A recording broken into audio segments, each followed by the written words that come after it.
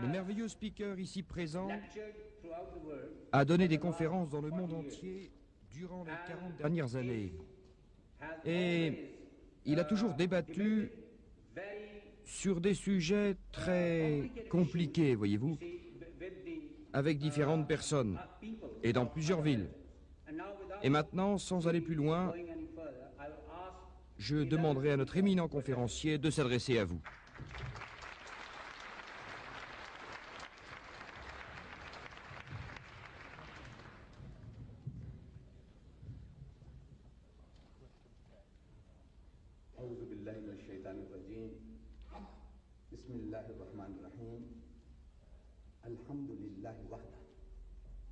والصلاة والسلام على من لا نبي بعده اللهم يا مفتح الأبواب ويا مسبب الأسباب ويا دليل الحائرين توكلت عليك يا رب العالمين وأفوض أمري إلى الله إن الله بصير بالعباد صدق الله العظيم. Monsieur le Président, chers frères et sœurs,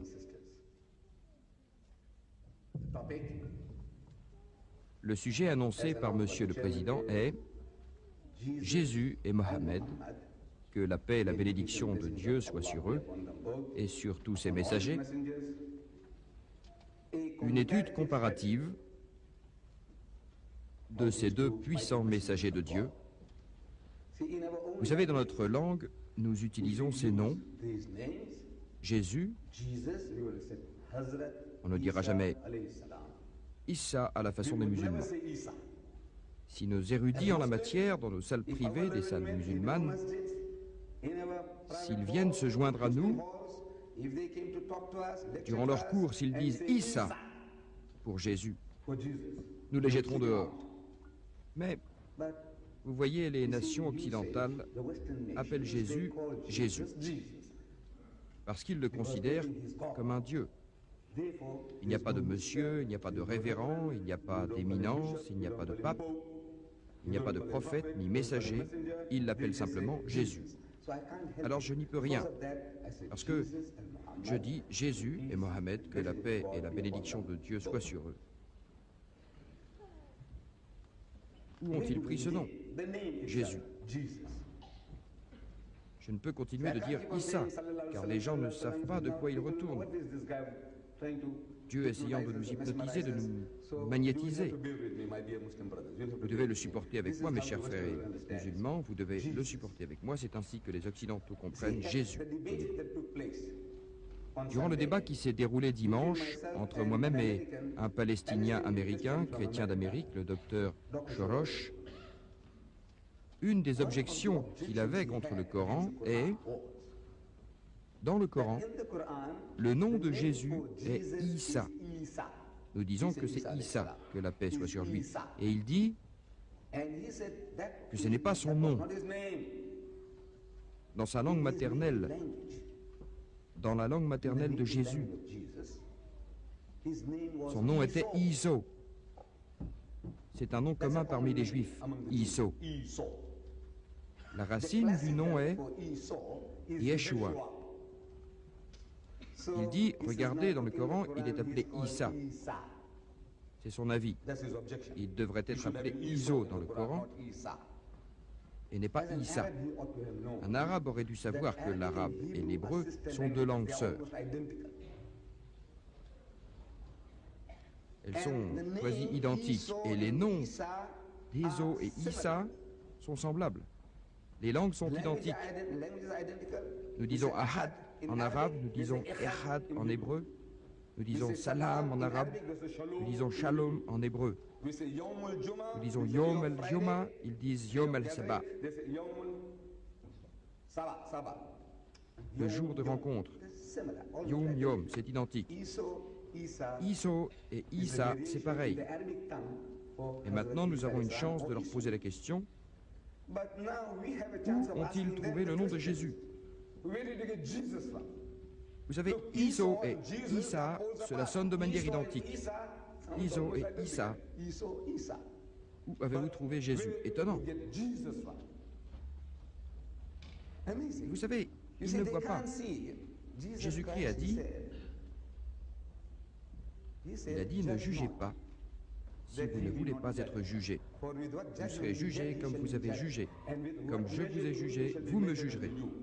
Alors vous, hypocrites, pourquoi avez-vous un jugement incomplet? Pourquoi voyez-vous d'un seul œil? Ne cherchez pas la paille dans l'œil d'autrui avant d'enlever la poutre qui est dans le tien.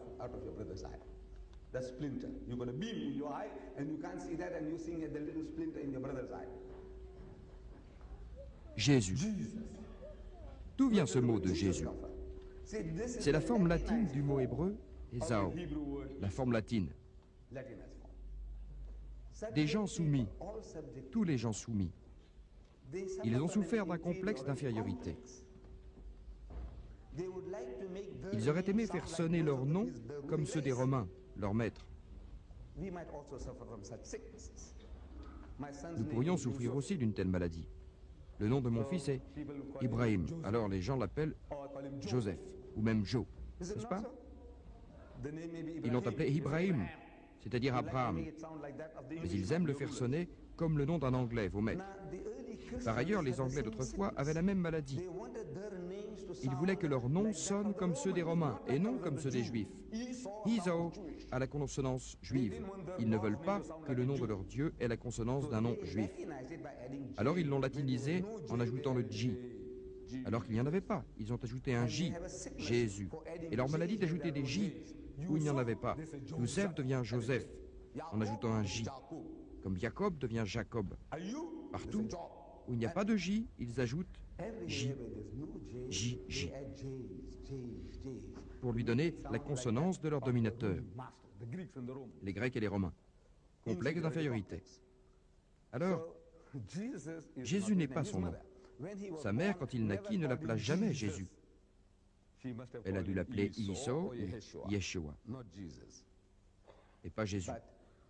Mais cela est à part. Selon l'enseignement de l'islam, il nous a fait admettre que Jésus-Christ, Christ, est un autre nom traduit de Messia, Messiah en Christ, pour avoir la consonance grecque, romaine. Saul, un des disciples tardifs de Jésus, il l'appelle Paul. Saul a la consonance juive et ils l'ont transformé en Paul. Pierre, ce n'était pas le nom de Pierre. Personne ne l'a jamais appelé Pierre de sa vie. Vous savez, Saint-Pierre de Rome. Pierre et Paul. Paul, il n'était pas Paul. Il était Saul. Et Pierre était Simon. Son titre était Képhas. Jésus a dit, tu es Képhas. Képhas signifie tu es une cruche. Tu es un disciple combatif, un disciple décidé. Tu es Képhas. Képhas, en hébreu, signifie cruche ou pierre. Alors ils l'ont traduit en grec. Pétros. Et de Pétros, ils ont tiré le mot pierre. Cela sonne grec ou romain, pierre. Mais quand vous dites Simon, Képhas, cela sonne juif. Ils ne voulaient pas que leur héros ait une consonance juive. Alors ils ont changé les noms. Nous, dans l'islam, nous avons coutume de croire que les mots sortant des lèvres sacrées de Mohammed, que la paix soit sur lui, que Jésus-Christ, que la paix soit sur lui, était un des plus puissants messagers de Dieu. Nous croyons en sa miraculeuse naissance, sans aucune conception humaine. Il naquit. Nous croyons à ses nombreux miracles, y compris celui de redonner la vie aux morts, avec la permission de Dieu, et de rendre la vue à l'aveugle, de guérir les lépreux avec la permission de Dieu. Mais nous sommes en conflit quant à ce qui concerne sa date de naissance. On m'a demandé si nous commémorions Noël. J'ai dit, regardez, nous apprécions les vacances de Noël, certainement. Nous les apprécions. Mais nous ne commémorons pas Noël. Si seulement nous connaissions la date de sa naissance, nous célébrerions son anniversaire. Nous aurions l'anniversaire de Jésus. Mais quand est-il né? Ils disent que c'est le 25 décembre. Le jour de Noël, le 25 décembre. Mais il n'est pas né le 25 décembre. Aujourd'hui, les chrétiens, les érudits, commencent à réaliser qu'il n'est pas né le 25 décembre. Ce jour, le 25 décembre, est l'anniversaire païen du Dieu Soleil. Pas le Soleil de Dieu, ni le Fils de Dieu, mais le Dieu Soleil. Vous savez ce que cela signifie? Vous voyez, pour vous, les gens ici, c'est l'hémisphère nord. Moi, je viens du sud. Ici, c'est l'hémisphère nord. Et lorsque l'hiver approche, en décembre, il fait de plus en plus froid pour vous, gens d'ici. Et les 20, 21, 22, 23 décembre, l'homme primitif sent ça, un jour après l'autre. Le soleil s'éloigne. Il va de l'est à l'ouest, et de plus en plus loin, et il fait de plus en plus froid. Ils ont personnalisé ça. Le diable mange le soleil. Alors il commence à battre les tambours et prie pour que le soleil ne soit pas mangé, car s'il est avalé, ce sera fini pour toujours. Le 24 décembre, c'est l'équinoxe. Alors arrive le 25 décembre, et ces hommes primitifs de l'hémisphère nord sentent les variations de la température un jour après l'autre. Le 25 décembre, il voit le soleil revenir à lui. En d'autres termes, il apparaît pour jouer. Il n'a pas été mangé. Le diable ne l'a pas avalé. Il revient. Alors, c'est le jour anniversaire du Dieu Soleil. Le soleil revient à lui-même. Ainsi, ils célèbrent Noël. Non pas la naissance du Christ, mais la renaissance du Dieu Soleil. Baal, Ahura, Apla, tous étaient des dieux soleils adorés dans la région méditerranéenne, et leur anniversaire était le 25 décembre. Ainsi, lorsque les hommes ont été christianisés, ils ont accepté d'assimiler l'anniversaire du Dieu Soleil à celui du Fils de Dieu. Donc, ce n'est pas l'anniversaire de Jésus. Le Coran nous dit très clairement que lorsque Jésus est né, il a été dit à sa mère Marie de secouer le palmier dattier, et qu'il laisserait tomber des dattes fraîches. Puisque les dattes étaient mûres, il suffit de le secouer pour que les dattes tombent. Vous pouvez manger et vous rafraîchir dans la rivière, le petit ruisseau, tout près d'elle. Rafraîchissez-vous après la naissance de l'enfant. C'est ce qui lui a été dit. Donc, c'était le plein été. Si le Coran dit que les dattes étaient mûres, cela signifie que c'était le milieu de l'été et non le milieu de l'hiver. La Palestine se situe dans l'hémisphère nord. Votre hiver et le leur sont les mêmes. Donc il n'y a pas d'hiver en plein été. C'était au milieu de l'été. La Bible dit que lorsque Jésus est né, les bergers étaient dehors, dans les champs. Le berger est complètement fou s'il reste avec ses moutons en plein air. En Palestine, au milieu de l'hiver, il mourrait de froid, lui et ses moutons.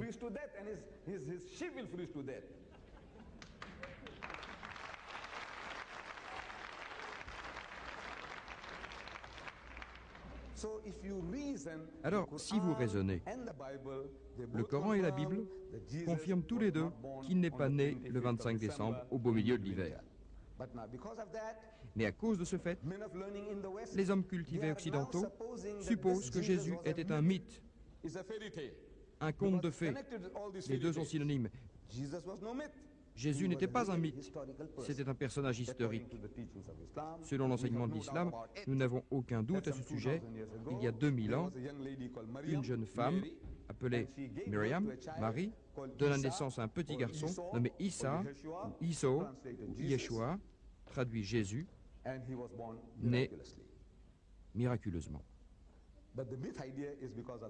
Mais l'idée de mythe provient de cette association au culte païen, les cultes des adorateurs du soleil. Maintenant, quand nous considérons Mohammed, comparons, maintenant Mohammed est né quelques 600 ans après Jésus, à la Mecque. Son père était mort avant sa naissance. C'était un enfant posthume, c'est-à-dire un enfant né après la mort de son père. Et Mohammed, que la paix soit sur lui, se trouve être la plus historique des personnalités religieuses. Selon l'encyclopédie Britannica, en tout état de cause, il n'y a aucun doute à son sujet. Il n'est pas un conte de fées, le personnage le plus historique, la vérité la plus enracinée. L'histoire commence avec lui, la chaîne de la nation arabe commence avec lui. La totalité du monde arabe est révélée au monde pour la première fois dans l'histoire depuis la création du monde. Depuis la création du monde. Les Arabes étaient des peuples ignorés. Personne ne s'intéressait à ces rebuts humains. Personne.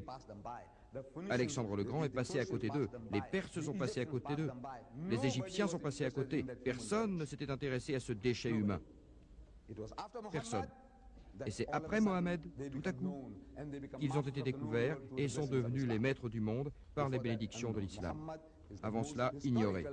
Mohammed, la plus historique personnalité religieuse. La mission de ces deux messagers de Dieu, respectifs, Jésus-Christ, selon les Écritures, a commencé à parler à l'âge de 30 ans. Jusqu'à 33 ans, pendant 3 ans. Ils disent que les Juifs l'ont mis sur la croix. Ils s'en sont débarrassés, l'accusant d'être un faux prophète, un imposteur, un menteur, un escroc. Ils l'ont mis sur la croix. 3 ans. Le prophète de l'islam commence à parler, par la volonté d'Allah, à l'âge de 40 ans, et pour les 23 années suivantes de sa vie, il a reformé son peuple. 23 ans. Sa mission a duré 23 ans. Pour Jésus, c'était 3 ans. Et le livre de référence qu'il a laissé est de ses lèvres sacrées. Mohammed, que la paix soit sur lui, il a laissé ce livre. Mohammed a laissé ce livre de référence, le Coran sacré. Un registre complet contenant tout ce que les musulmans doivent savoir. Leurs droits et leurs obligations sont dans ce livre. Vous n'avez pas à tâtonner pour y trouver la connaissance, les directions. Tout nous est indiqué. Quant à Jésus, Jésus lui-même n'a pas écrit un seul mot pendant sa vie. Pas un seul mot de sa vie. Il n'a même pas dicté un mot à qui que ce soit. Pas un mot écrit. Pas un. Tout ce que nous avons aujourd'hui, ce sont des écrits bien postérieurs à lui, rédigés par des hommes appelés Matthieu, Marc, Luc, et Jean, Pierre, Jacques et Paul, etc. Et ces écrits concernant Jésus, ce ne sont pas ses écrits. Ce n'est pas ce qu'il a dit. Ce livre, la Bible sacrée, dans cette Bible sacrée, il y a le Nouveau Testament et l'Ancien Testament. Le Nouveau Testament est supposé être, selon les missionnaires chrétiens, l'Injil. Vous savez, nous les musulmans, nous disons que nous croyons à l'Injil.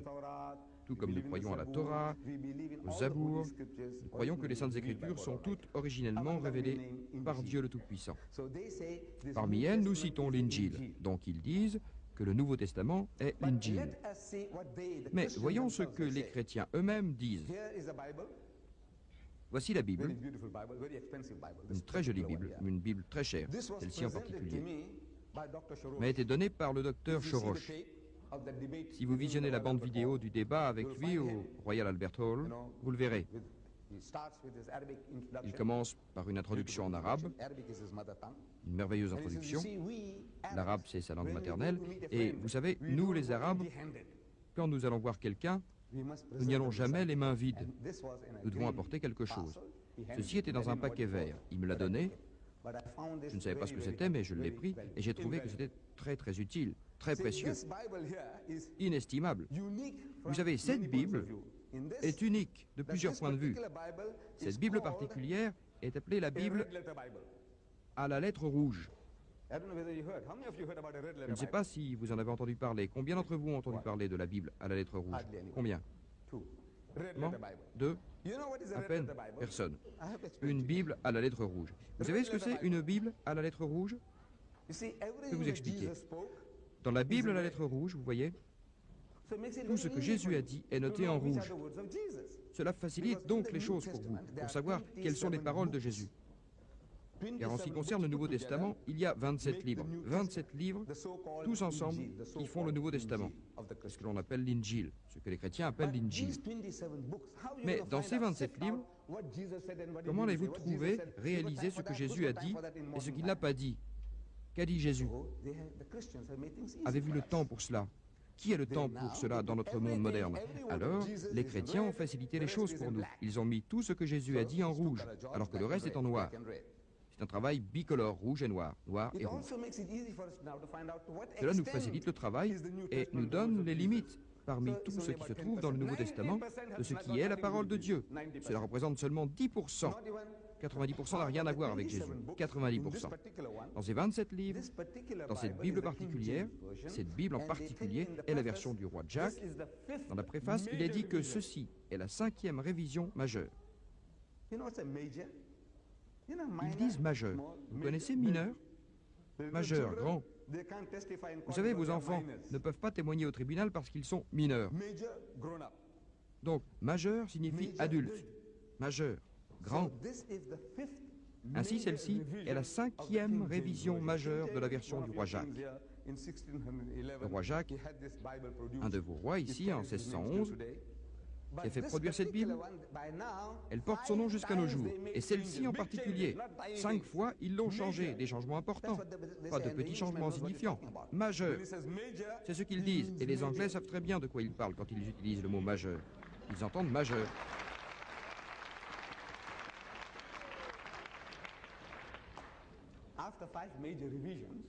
Après 5 révisions majeures, ils l'appellent la version du roi Jacques jusqu'à nos jours. Étonnant. Regardez, je suis en train de vous dire que si votre arrière-arrière-arrière-grand-père a écrit ses dernières volontés, son testament, votre arrière-arrière-grand-père,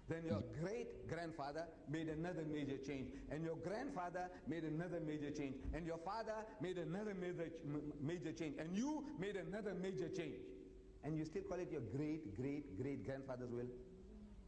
Huh?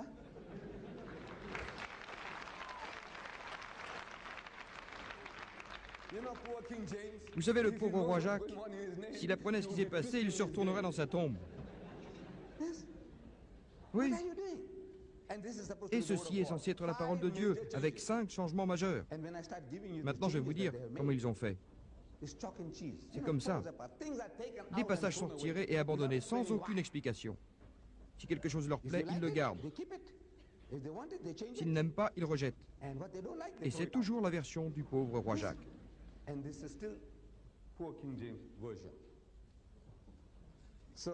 Alors, c'est ce que Jésus a laissé. A-t-il laissé, parmi les 27 livres, 21 sur 27 de cette Bible-là, 21 sur 27, vous ferez vos calculs à la maison pour faire le pourcentage.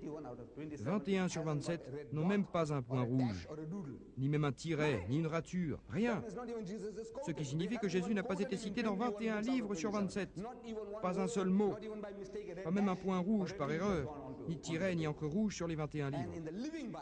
Et dans la Bible vivante qu'utilisent les missionnaires, la Bible vivante, encore une Bible à la lettre rouge.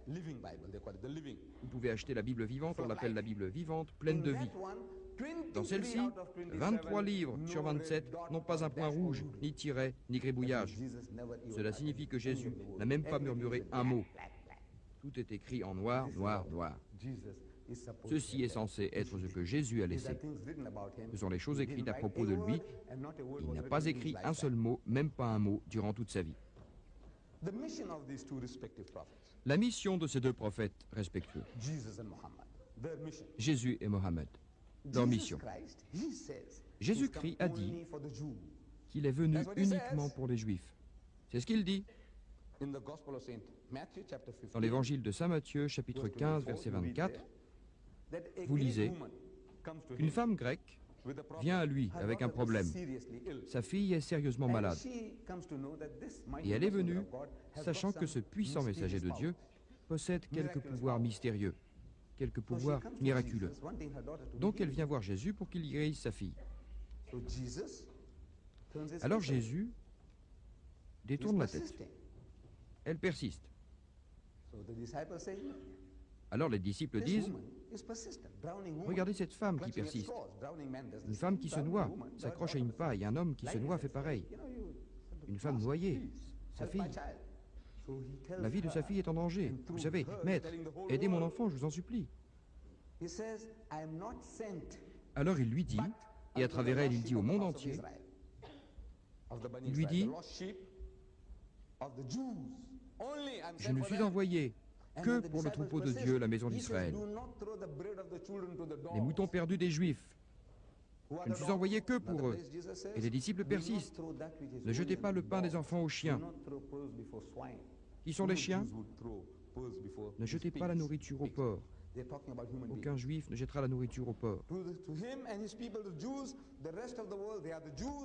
Il parle des êtres humains. Pour lui, son peuple, les juifs, le reste du monde n'est pas les juifs. Le peuple élu, les enfants d'Abraham, le reste du monde est des impurs, malpropres, non circoncis. Alors il dit, ne jetez pas le pain des enfants aux chiens. Qui sont les chiens? Tous ceux qui sont non-juifs. Vous, moi, les Anglais, la totalité du monde. Nous sommes tous des chiens selon les Écritures. Tous, chacun est soit chien, soit porc.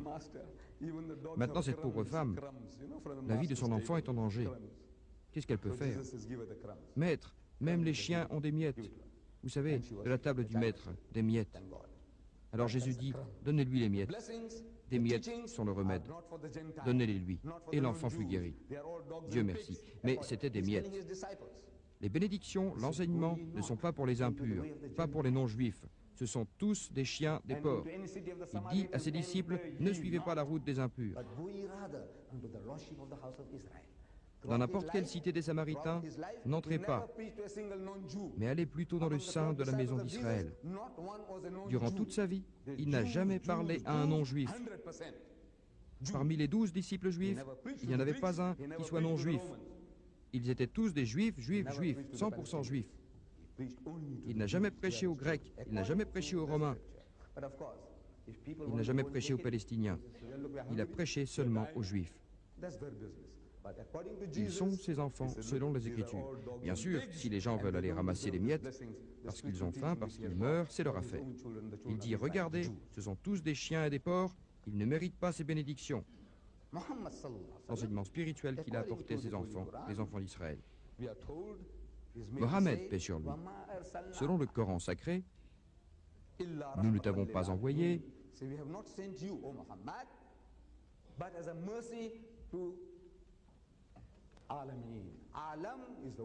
mais comme une miséricorde pour le monde, Alamin, ce qui veut dire le monde entier, l'univers. Je t'ai envoyé comme une miséricorde à l'univers. Je suis en train de vous citer le Coran. Maintenant, où pouvez-vous trouver... Vous voyez, c'est une bonne pratique, c'est une bonne habitude. Quand n'importe qui, à tout moment, vous donne une référence du Coran sacré, il dit par exemple, c'est la sourate de... C'est la sourate de... C'est la sourate... Que faites-vous quand quelqu'un vous donne une référence? Vous allez et vous vérifiez chez vous. Non pas parce que vous n'avez pas confiance dans la personne ou qu'on est en train de vous jouer un tour, non. Vous vous le devez à vous-même, car si vous allez et vérifiez, que se passe-t-il quand vous le lisez par vous-même? Ce que vous avez entendu va vous rafraîchir la mémoire, et une fois lu, laissez l'idée pénétrer votre tête. Cela deviendra votre propriété, cette connaissance. Pour le moment, c'est une distraction pour vous. C'est bien, c'est une très bonne lecture, c'est fantastique, et cela se termine là. Mais dès que vous commencez à vérifier, qu'est-ce que cela dit? Où cela se trouve-t-il? Où puis-je le trouver dans le Coran? Très difficile. Vous ne le faites pas parce que c'est très difficile. Ainsi, les non-arabes, spécialement vous, je ne sais pas comment l'arabe le fait, mais chez vous, comment pouvez-vous trouver? Le premier jeune homme qui peut me dire comment vous pouvez trouver, le premier jeune homme qui peut me dire comment vous trouvez, il prend le Coran gratuitement à la fin de la conférence comme un cadeau. Allez, jeune homme, comment est-ce que tu trouves?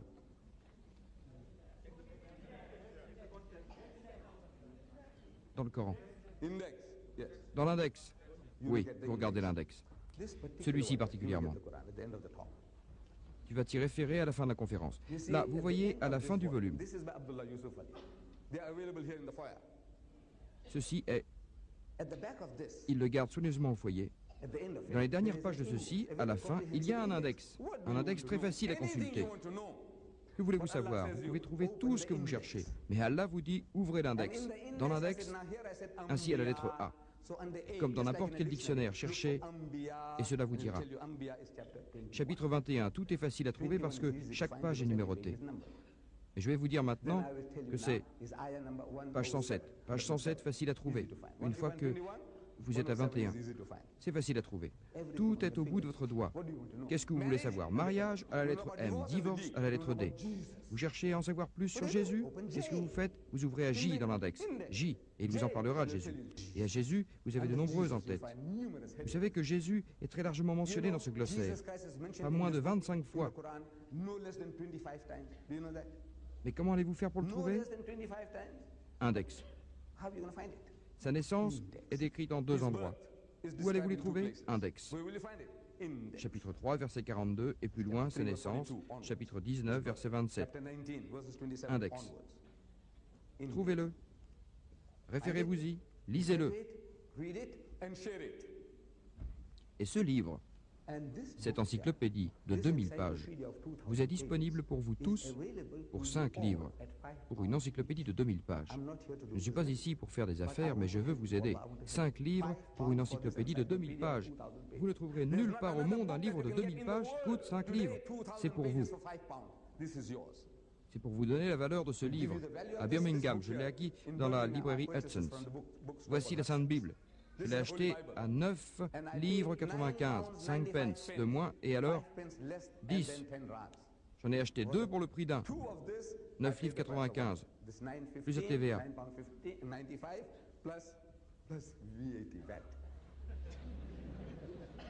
Vous vous le devez bien avant de partir. Prenez-le, c'est bon pour vous.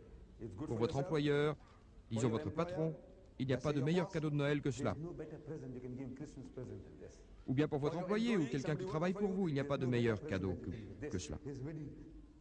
Ou offrez-le lui comme un cadeau d'anniversaire, donnez-lui ça, il n'y a pas de meilleur cadeau. Pour votre gendre, votre beau-frère, votre patron, votre employé, n'importe qui, et tout le monde.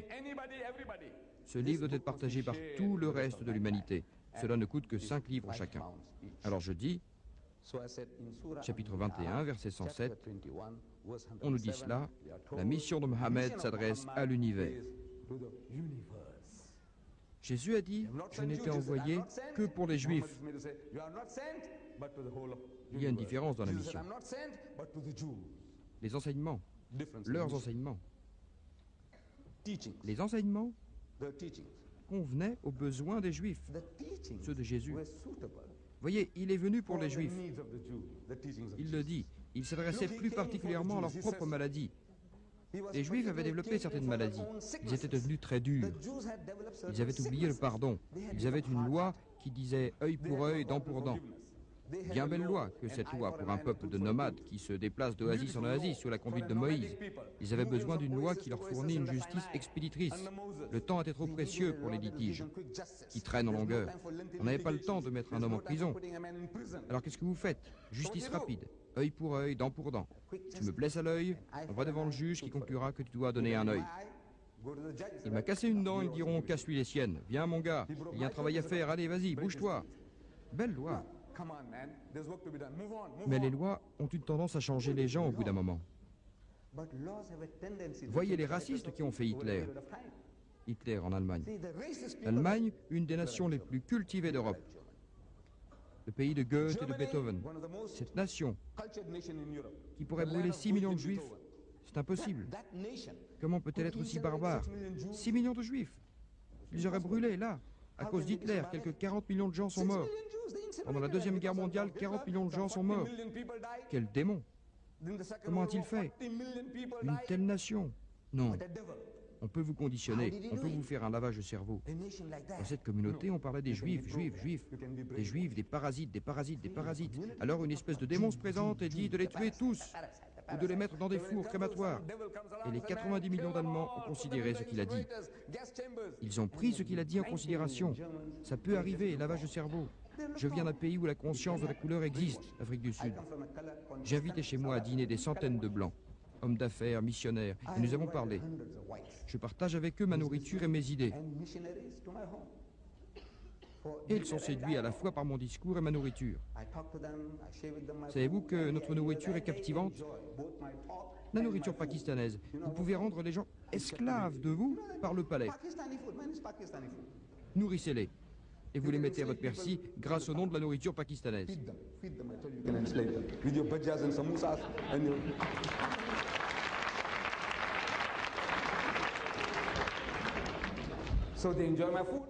Alors ils se réjouissent de mes plats et de mon discours.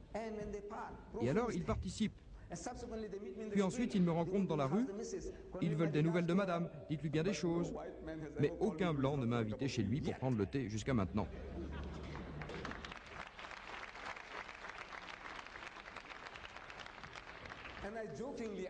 Et je leur demande en plaisantant, je leur dis, et vous n'avez jamais entendu parler de la réciprocité?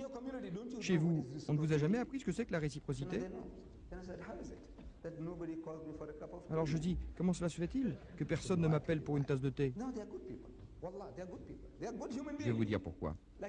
Non, ce sont de braves gens. Ce sont de braves gens. Ce sont des gens bien, comme n'importe où ailleurs. Mais au fond d'eux-mêmes, ils ont la conscience de la couleur. Tout est basé sur la couleur, la couleur, la couleur. Nous sommes divisés par couleur. Les Indiens, les Afrikaners, les gens de couleur, les Blancs, la couleur, la couleur, la couleur. L'apartheid divise les gens. Alors maintenant, je leur donne un traitement céleste. Au fond d'eux-mêmes, ils pensent que si j'appelle ce camarade, s'il vient avec femme et enfant, vous savez, avec ce long vêtement et ce cherchant la maison, les gens disent, où va ce coulis? Alors, vous frappez à la maison et la maîtresse de maison répond en disant « Oh, entrez, monsieur Didat ». Les gens regardent, ils pensent « Qu'est-ce qui se passe ici ?» 5 minutes se passent, puis une demi-heure. Ils pensent « Madame Smith traite-t-elle quelque chose d'illégal? Est-ce qu'elle ne vendrait pas des boissons illégales ?» Oh, cette peur au fond d'eux-mêmes, toujours là dans le subconscient. C'est là. C'est pour cela que les types vous disent « Bien des choses à madame. Merci beaucoup, monsieur. » C'est ça que provoquent les lois. Les lois ont une tendance à modifier les personnalités, partout et chez tout le monde. On peut subir des lavages du cerveau, comme les Juifs, œil pour œil et dent pour dent, œil pour œil et dent pour dent. Ils ont oublié le pardon. Alors Jésus-Christ, un autre médecin de l'esprit, parmi les Juifs, il est médecin de l'esprit, il sait voir de quelle maladie souffre son peuple. Alors il lui donne, il dit, cela a été dit pour les prophètes de jadis. Œil pour œil et dent pour dent. Mais je vous dis, ne tentez pas le diable. À celui qui vous frappe à la joue gauche, tendez-lui l'autre joue. Ceci est une antidote à la maladie. Vous voyez, si un homme vous fait marcher, acceptez cette chose rapidement pendant que vous êtes sur le chemin avec lui, avant qu'il ne vous prenne devant le magistrat et vous fasse perdre votre dernier sou. Il dit, si un homme vous prend votre manteau, donnez-lui aussi votre vêtement. Si un homme te fait marcher pendant 1 kilomètre, marche avec lui pendant 2 kilomètres. Ainsi, je vous dis à vous, les bons chrétiens britanniques, vous auriez dû faire bon accueil à Hitler. Voyez ce type, il voulait cette petite île, c'est tout. Vous auriez dû dire bienvenue. Vous voyez bien que c'est ce que Jésus a dit. Cet homme veut vous prendre votre manteau, donnez-lui aussi votre vêtement. Et pour vous, l'Australie est pour vous, l'Afrique du Sud est pour vous. Qu'est-ce que vous voulez en plus de cette petite Bretagne? C'est ce que vous auriez dû faire. Mais non, au lieu de ça, vous êtes retourné vous battre. Ça, c'est l'islam. Churchill a dit, nous les combattrons sur les plages, nous les combattrons au bord de la mer, nous les combattrons avec des manches à balai. J'ai dit, je vous admire pour cela. C'est ce que l'islam vous enseigne. Jésus a dit, l'autre joue, si un homme vous prend votre vêtement, donne-lui votre manteau, ainsi que votre pantalon. C'est ce que vous êtes supposé faire, mais vous n'avez pas suivi Jésus. Vous avez suivi l'islam. L'islam dit que vous devez vous défendre, vous devez résister à tout oppresseur. Ainsi, on ne doit adapter cela aux Juifs. Il nous donne un exemple parfait de toutes les situations possibles. Le Coran nous dit, ainsi, très certainement, vous avez le meilleur exemple chez tous les apôtres d'Allah, dans tous les aspects de la vie. Où trouvez-vous cela? Où trouvez-vous? Dans l'index. À la lettre A. On vous renvoie au chapitre 33 et le détail au numéro 21. Facile à trouver. vérifiez-le. Vous le devez, vérifiez-le. Le Tout-Puissant, grand Dieu. On n'essaye pas d'en diminuer un autre. Mais Jésus-Christ nous en a donné un modèle. Il nous en a donné un modèle. Par exemple, dans l'Évangile selon Matthieu, chapitre 11, verset 11. Matthieu, chapitre 11, verset 11. Il parle de Jean-Baptiste. Jean-Baptiste, nous l'appelons. Les Juifs s'attendaient à ce qu'avant la venue du Messie, traduit Christ, Elias doit arriver le premier. Un prophète nommé Elias est supposé être monté charnellement au ciel avant le Christ. Et ils croyaient qu'ils allaient arriver avant la venue du Messie, le Christ. Alors quand Jésus a prétendu être le Christ, le Messie, ils lui ont demandé où était le Messie. C'est alors que Jésus a désigné le Baptiste, et donc Jean-Baptiste serait Elias, ou l'âme de Elias. Et au sujet de Jean, Jean le disciple, il atteste comme une personne supposée avoir écrit l'Évangile selon saint Jean. Jean était un nom ordinaire, comme Tom, Dick, Harry. On ne parle pas de ça. Je tiens à parler de Johanna, Jean-Baptiste. Bon. Jésus parle de lui et il dit, parmi tout ce qui est né d'une femme, tout le monde naît d'une femme enfante des bébés d'hommes, parmi tous les hommes nés d'une femme, il n'y a pas de plus grand que Jean le Baptiste, le plus grand prophète en Israël, chez les Juifs, était... C'est ce qu'il a dit. Il est plus grand que Jean. Il dit, pour accomplir les tâches que mon Père m'a données, il m'a donné de plus grandes responsabilités. Les responsabilités de Jean étaient de préparer le chemin de Jésus. Mais maintenant, Jésus acquiert d'autant plus grandes responsabilités, plus les responsabilités sont importantes, plus l'honneur est élevé, plus le statut est grand. Alors il dit qu'il est plus élevé que Jean par le travail qu'il a à accomplir pour son Père. Celui que Dieu Tout-Puissant lui a demandé. Ainsi, c'est votre travail qui fait votre statut. Quelles sont vos attributions? Superintendant, oh, vous avez votre situation. Directeur, vous avez votre position. Gérant, vous avez votre position. Tout le monde a sa position en fonction de ses responsabilités. Ainsi, plus hautes sont les responsabilités, plus hauts sont les honneurs. C'est naturel. Le rôle de Jésus était de transformer les Juifs. C'est tout.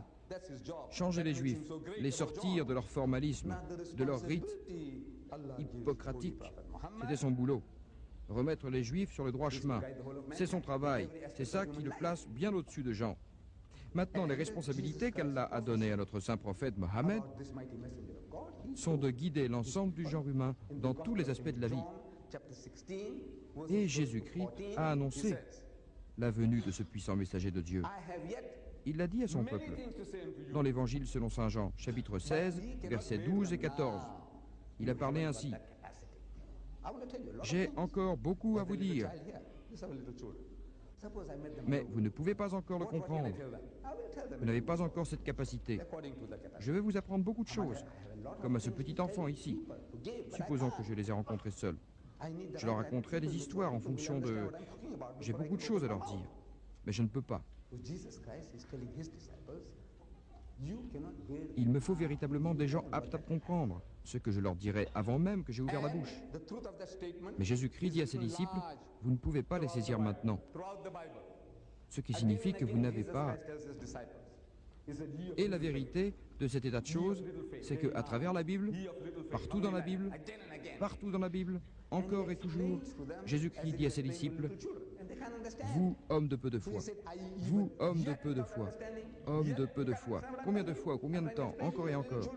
Il leur explique comme s'ils étaient de petits enfants. Et ils ne peuvent pas comprendre. Alors il dit, j'y arriverai, même si vous ne comprenez pas. Vous ne comprenez pas ce que je vous dis? J'essaie de vous expliquer comme à de petits enfants. Et les disciples l'irritaient toujours plus. Ils parlent car l'absence de foi et cette génération perverse et sans foi, il dit combien de temps je vais encore rester avec vous. Imaginons que si Jésus avait été japonais plutôt que juif, il se serait sûrement fait cet honorable harakiri, c'est-à-dire il se serait suicidé. Mais il était juif, la vie est près de lui. Il ne peut pas, autrement les Japonais auraient dit hors de ce monde. Le suicide. Que peut-il faire? Il dit, j'ai beaucoup de choses à vous apprendre, mais vous ne pouvez pas comprendre. Comment être quand celui qui dit la vérité est là? Il vous guidera tous à travers cela, car il ne parlera pas de lui-même, mais d'après ce qu'il entendra, c'est ce qu'il entendra, c'est ce qu'il dira, et il vous annoncera des choses qui arriveront. Il glorifiera. Les missionnaires, demandez-leur, qui est l'esprit du vrai? Ils diront le Saint-Esprit. Le Saint-Esprit. Je me demande bien ce que le Saint-Esprit vous aura dit en 2000 ans. Problème, problème, problème. Vous avez des problèmes. Vous, les chrétiens, vous avez des problèmes plus que tout le monde. Trouvez une solution à vos problèmes. Je parlais avec cette dame ici à la BBC. Vous pouvez écouter l'émission dimanche matin, à l'heure du petit déjeuner. Je lui disais, elle était flattée, cette dame était flattée. Son nom est Julie Moss. Tout en bavardant, je lui demandais, êtes-vous marié? Elle répondit non. Alors je rétorquais, vous avez un problème.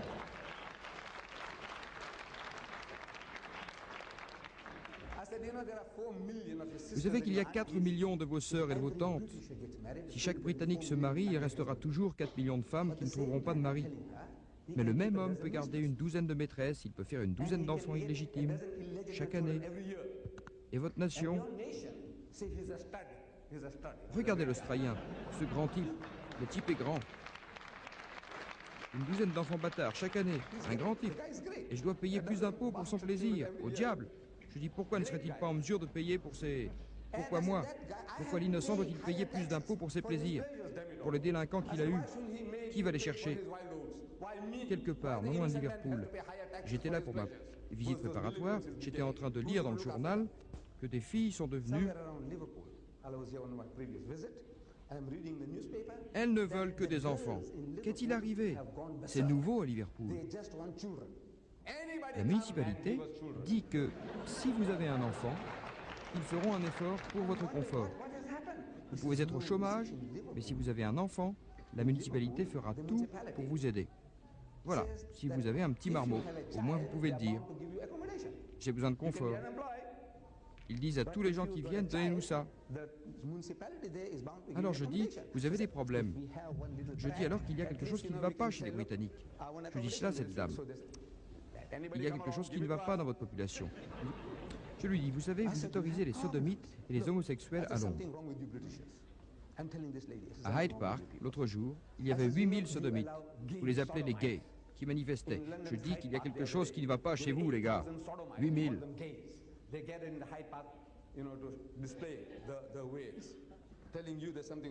Je dis, vous autorisez la sodomie à Hyde Park, à Londres? Vous leur donnez des licences? Entre les adultes, des licences pour les lesbiennes?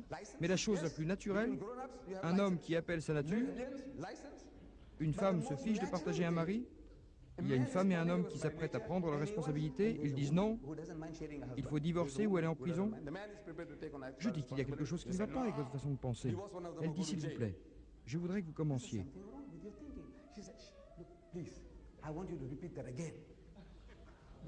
voyez, elle n'avait pas enregistré ça. Alors, allez écouter ça dimanche matin et puis vous verrez.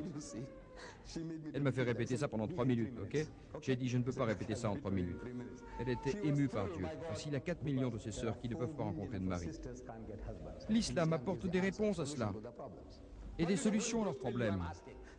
Que vous a dit le Saint-Esprit? Je vous le demande. Il y a 1000 différentes églises dénombrées par les chrétiens, 1000 églises différentes vers leur dénomination. Je voudrais savoir ce que fait le Saint-Esprit depuis 2000 ans. Ce qu'il a dit pour résoudre le problème. Vous avez des ivrognes, l'alcoolisme. Que vous a dit le Saint-Esprit à ce sujet? Au sujet du divorce. Le deuxième plus haut taux de divorce au monde a été calculé chez les Blancs d'Afrique du Sud, parmi les chrétiens. Je vous demande qu'est-ce que le Saint-Esprit vous a dit à ce sujet? Problème de race, racisme. La race tient l'ordre le plus haut. Je voudrais bien savoir ce que le Saint-Esprit vous a dit à ce sujet. Rien, rien, rien.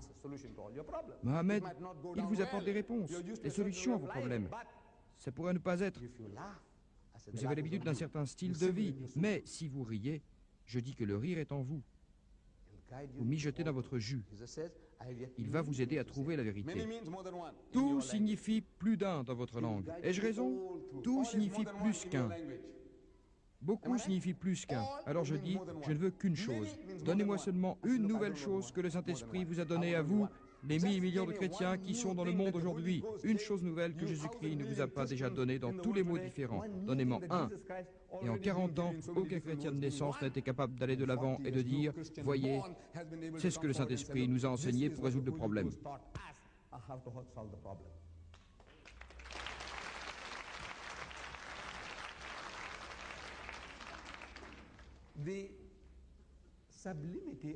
Le sublime message aux gens qui prennent soin de s'adresser à la fois à Jésus et Mohammed. Jésus dit à son peuple,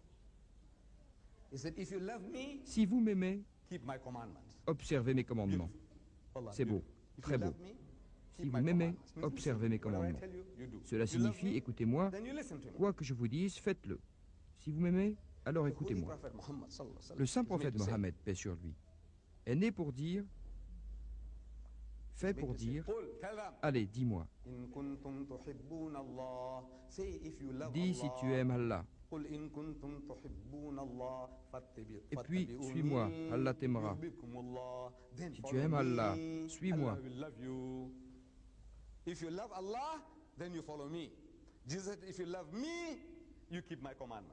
Jésus dit, si tu m'aimes, observe mes commandements. Vous voyez à quel genre de peuple il s'adresse? Un peuple qui ne peut que voir l'homme en face de lui. Comme quand vous parlez à vos petits-enfants, il y a tellement de façons pour encourager les enfants à bien agir. D'abord, si tu ne fais pas cela, je te donnerai une correction. Et puis, si tu fais cela, je te donnerai une sucette. Vous connaissez ces petits bonbons au bout d'un bâton? Je te donnerai une sucette. Je te donne ça. Je te donne une glace. Vous encouragez les enfants. Vous faites ainsi, je te donnerai une récompense. Je t'achèterai une glace. Vous faites ainsi, je te donnerai de l'argent pour aller au cinéma samedi. Ça dépend comment vous appâtez l'enfant. Par l'encouragement.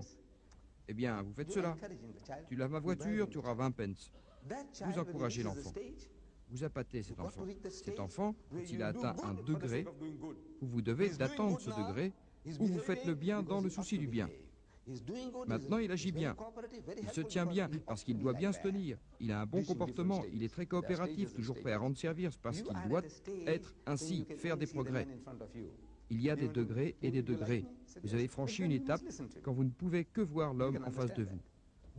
Vous m'aimez? Il a dit oui. Alors vous devez m'écouter. Vous comprenez cela? Mais si vous aimez Allah, Dieu le Tout-Puissant. Lors du débat, le débat précédent avec Shorosh, il faisait glorifier Jésus jusqu'à la divinité et que l'une de ses qualités essentielles était, selon se dire, que Jésus-Christ, quand il avait été mis en croix, avait été plein de pardon et de tolérance. Il avait dit, Dieu, mon Père, pardonne-leur, car ils ne savent pas ce qu'ils font. Pardonne-leur. C'est beau, très beau. Mais moi je dis, il y a un temps et une place pour tout. Le pardon a ses vrais temps et places. Quand vous êtes à terre et que quelqu'un s'assoit sur votre poitrine, comme Hitler, quand il a conquis cette terre et quand les Britanniques lui ont pardonné, Jésus nous a dit de pardonner 7 fois. Je te dis que tu es un idiot. Le pardon demande du temps et de l'espace. Maintenant, vous vous mettez à la place, alors vous leur dites, vous avez fait tellement de mal, apprenez de nous de la pitié. Nous ne sommes pas comme vous, mais nous vous pardonnons ce que vous nous avez fait. Voilà le pardon. Vous êtes en état de pardonner. Quand vous êtes à bout de ressources, vous leur dites que vous leur pardonnez. Que pouvez-vous faire d'autre? Le vrai pardon, alors, je dis qu'il y a un moment, celui où vous contrôlez encore votre ennemi. Alors, si vous dites « je te pardonne », vous savez ce que vous faites, et je te ferai la même chose. C'est le pardon. Le saint prophète Mohammed est plein de pardon. Voyez-le. Il conquiert la Mecque. Il conquiert la Mecque après 13 ans de douleur. Il devait fuir pour sauver sa vie. Ses compagnons devaient fuir jusqu'en Abyssinie. L'émigration. Et ils ont tué sa fille. C'est ce qu'ils lui ont fait, ainsi qu'à ses gens. Finalement, il a conquis ses ennemis. Qu'est-ce qu'il a fait? Il les appelle. Il demande, qu'est-ce que vous attendez de moi aujourd'hui? Qu'est-ce que vous voulez? Il connaissait trop bien de quoi il était fait. Ils ont dit alors, aie pitié, notre frère généreux, notre neveu. C'est alors que le prophète de l'islam, Mohammed, paix sur lui, dit, je vais vous parler comme Joseph a parlé à ses frères. Je ne crierai pas aujourd'hui, vous êtes libres. le temps et l'espace pour pardonner. Mohammed vous montre, quand on peut pardonner, quand vous arrivez encore à contrôler vos ennemis, que vous arrivez encore à faire ce que vous voulez avec eux, alors vous dites, je vous pardonne. Le pardon. L'accomplissement de la prophétie. I will not scold you today. Go, ye are free. Time and place for forgiveness. Muhammad shows you when to forgive, that your enemy is under your control, you can do what you like with them, and then Jésus-Christ et Mohammed sont les plus proches dans l'histoire l'un de l'autre. Jésus-Christ et Mohammed sont les plus proches dans l'histoire l'un de l'autre. Jésus-Christ et Mohammed sont les plus proches dans l'histoire l'un de l'autre. Jésus-Christ et Mohammed sont les plus proches dans l'histoire l'un de l'autre.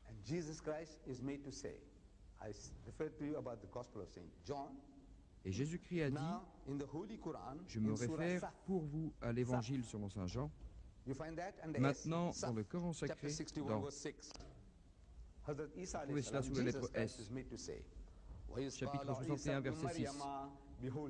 Voici Jésus, le fils de Marie. Il dit, tous les enfants d'Israël,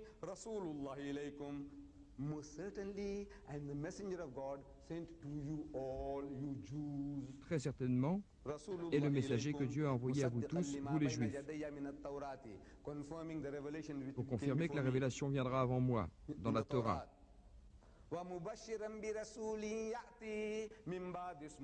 Et rendant heureux et purifiant un messager qui viendra après moi, dont le nom est Ahmed, un autre nom pour Mohammed.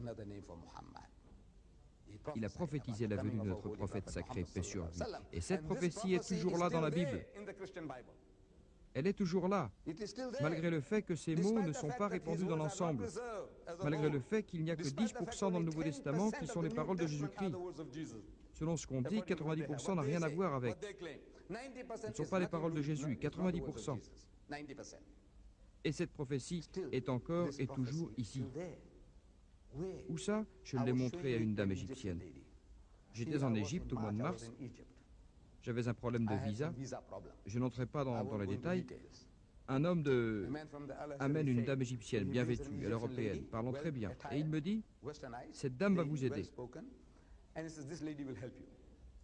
Elle a essayé et elle a échoué.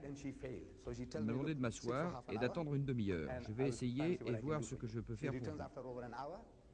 Elle revient au bout d'une heure et me dit, je veux $40. Je lui ai répondu, je suis un hôte de votre gouvernement. Elle rétorque $40.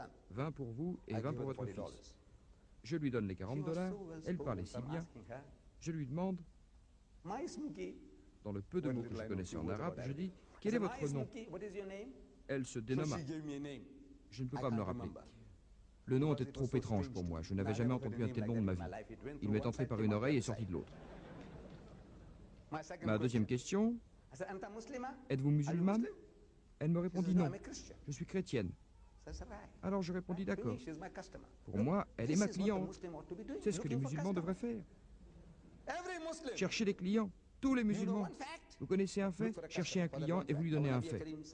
Le prophète sacré Mohammed a dit, délivrez le message, même s'il ne s'agit que d'un verset. Si tu connais un fait, donne-le. Et Allah t'en donnera plus. C'est là le secret de la connaissance.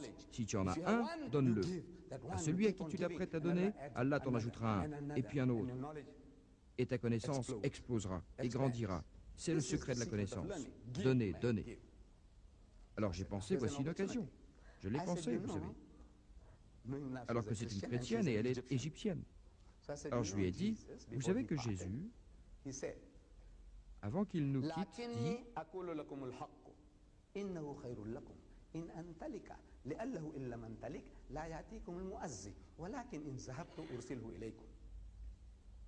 je ne lui ai pas traduit parce qu'elle comprenait ce que je lui disais.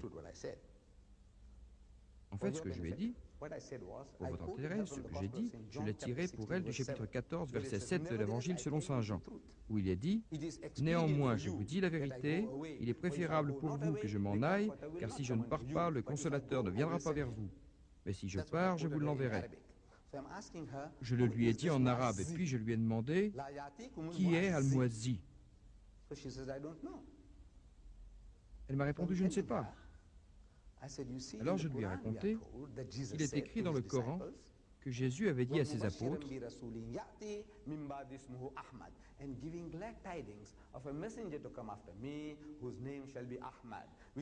je prépare le chemin d'un messager qui viendra après moi et dont le nom sera Ahmed, qui est un autre nom de Mohammed. Et Mohammed, c'est un Muadzi. Je lui ai dit, c'est très drôle. Vous connaissez les Égyptiens, les musulmans égyptiens, ils vous emmènent au cinéma, ils vous emmènent au bal, mais personne ne vous parle de Muadzi. Elle me donne de quoi battre comme plâtre les musulmans. Elle me dit, ces Égyptiens, je veux dire, vos frères musulmans, ils vous emmènent au cinéma, cette chrétienne, vous les emmenez au cinéma, vous les emmenez danser, et après, où est-ce que vous allez? Et personne ne nous parle de Muadzi. Aussi, quand j'arrive dans cette ville, je rencontre l'élite égyptienne de nos frères musulmans. Je leur dis que je venais juste de rencontrer cette Égyptienne, une personne méticuleuse, très bien élevée. Et c'est ce qu'elle me dit. Vous les emmenez au cinéma et au bal, et vous ne leur dites rien au sujet du Muadzi. Est-ce que c'est vrai? Ils répondent oui. Nos frères disent oui. J'ai demandé à un autre groupe, je leur ai demandé si c'était vrai. Ils ont répondu oui. Alors, qu'est-ce qui ne va pas chez vous? Vous êtes là depuis 1400 ans. Le musulman en Égypte, il dirige, il est le maître. Pendant quelques années, les Anglais ont été ici. Ils étaient les maîtres. Pendant quelques années, les Français ont été ici. Mais sur toute une période de 1400 ans, le musulman était le maître en Égypte. Sur toute une période de 1400 ans. Et durant ces 1400 ans, vous n'avez même pas égratigné la communauté chrétienne? Je veux savoir pourquoi. Et même maintenant, êtes-vous préparé à échanger un dialogue avec eux? Non, irrémédiable. 40 millions de musulmans en Égypte. Ils ne sont d'aucun recours, sans aucun discours. Ils ne peuvent pas discuter avec les chrétiens. Ils ne peuvent pas. Je veux savoir pourquoi. Et je leur demande, je leur dis, vous, musulmans, vous lisez le Coran dans votre langue maternelle? Ils répondent oui. Ils disent oui. Alors moi, est-ce que vous comprenez ce que vous lisez? Ils disent oui. Alors je dis, mon peuple, les Pakistanais, de ceux du Bangladesh, Indie, mon peuple qui n'est pas arabe, mon peuple lit le Coran, mais ne comprend pas ce qu'il lit.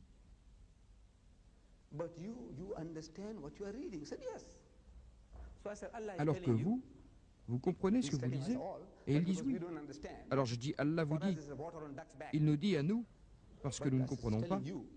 Pour vous, ça glisse comme de l'eau sur la plume de canard. Mais il vous dit, à vous, les Égyptiens,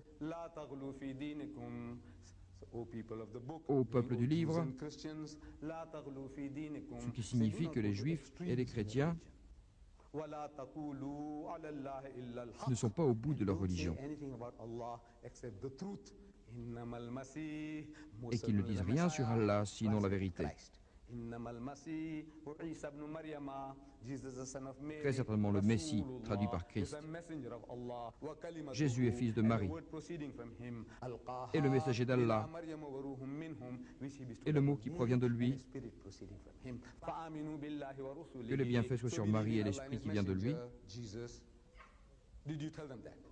Donc croyez en Allah et son messager Jésus. Vous leur avez dit ça? Il a répondu non. Les Égyptiens me disent non. Je dis Allah vous parle, leur parle. Ne dites pas Trinité. Ils disent arrêtez, ça vaudrait mieux pour vous. Je vous dis que Dieu est unique, il n'est pas trois en un, il n'est pas un en trois. Est-ce que vous leur avez dit cela? Il a dit non. Je réponds, Allah a dit dans le Coran, quiconque dira que Jésus, le fils de Marie est Dieu, fait... C'est un acte de blasphème, c'est une trahison contre Dieu. Mais le Christ,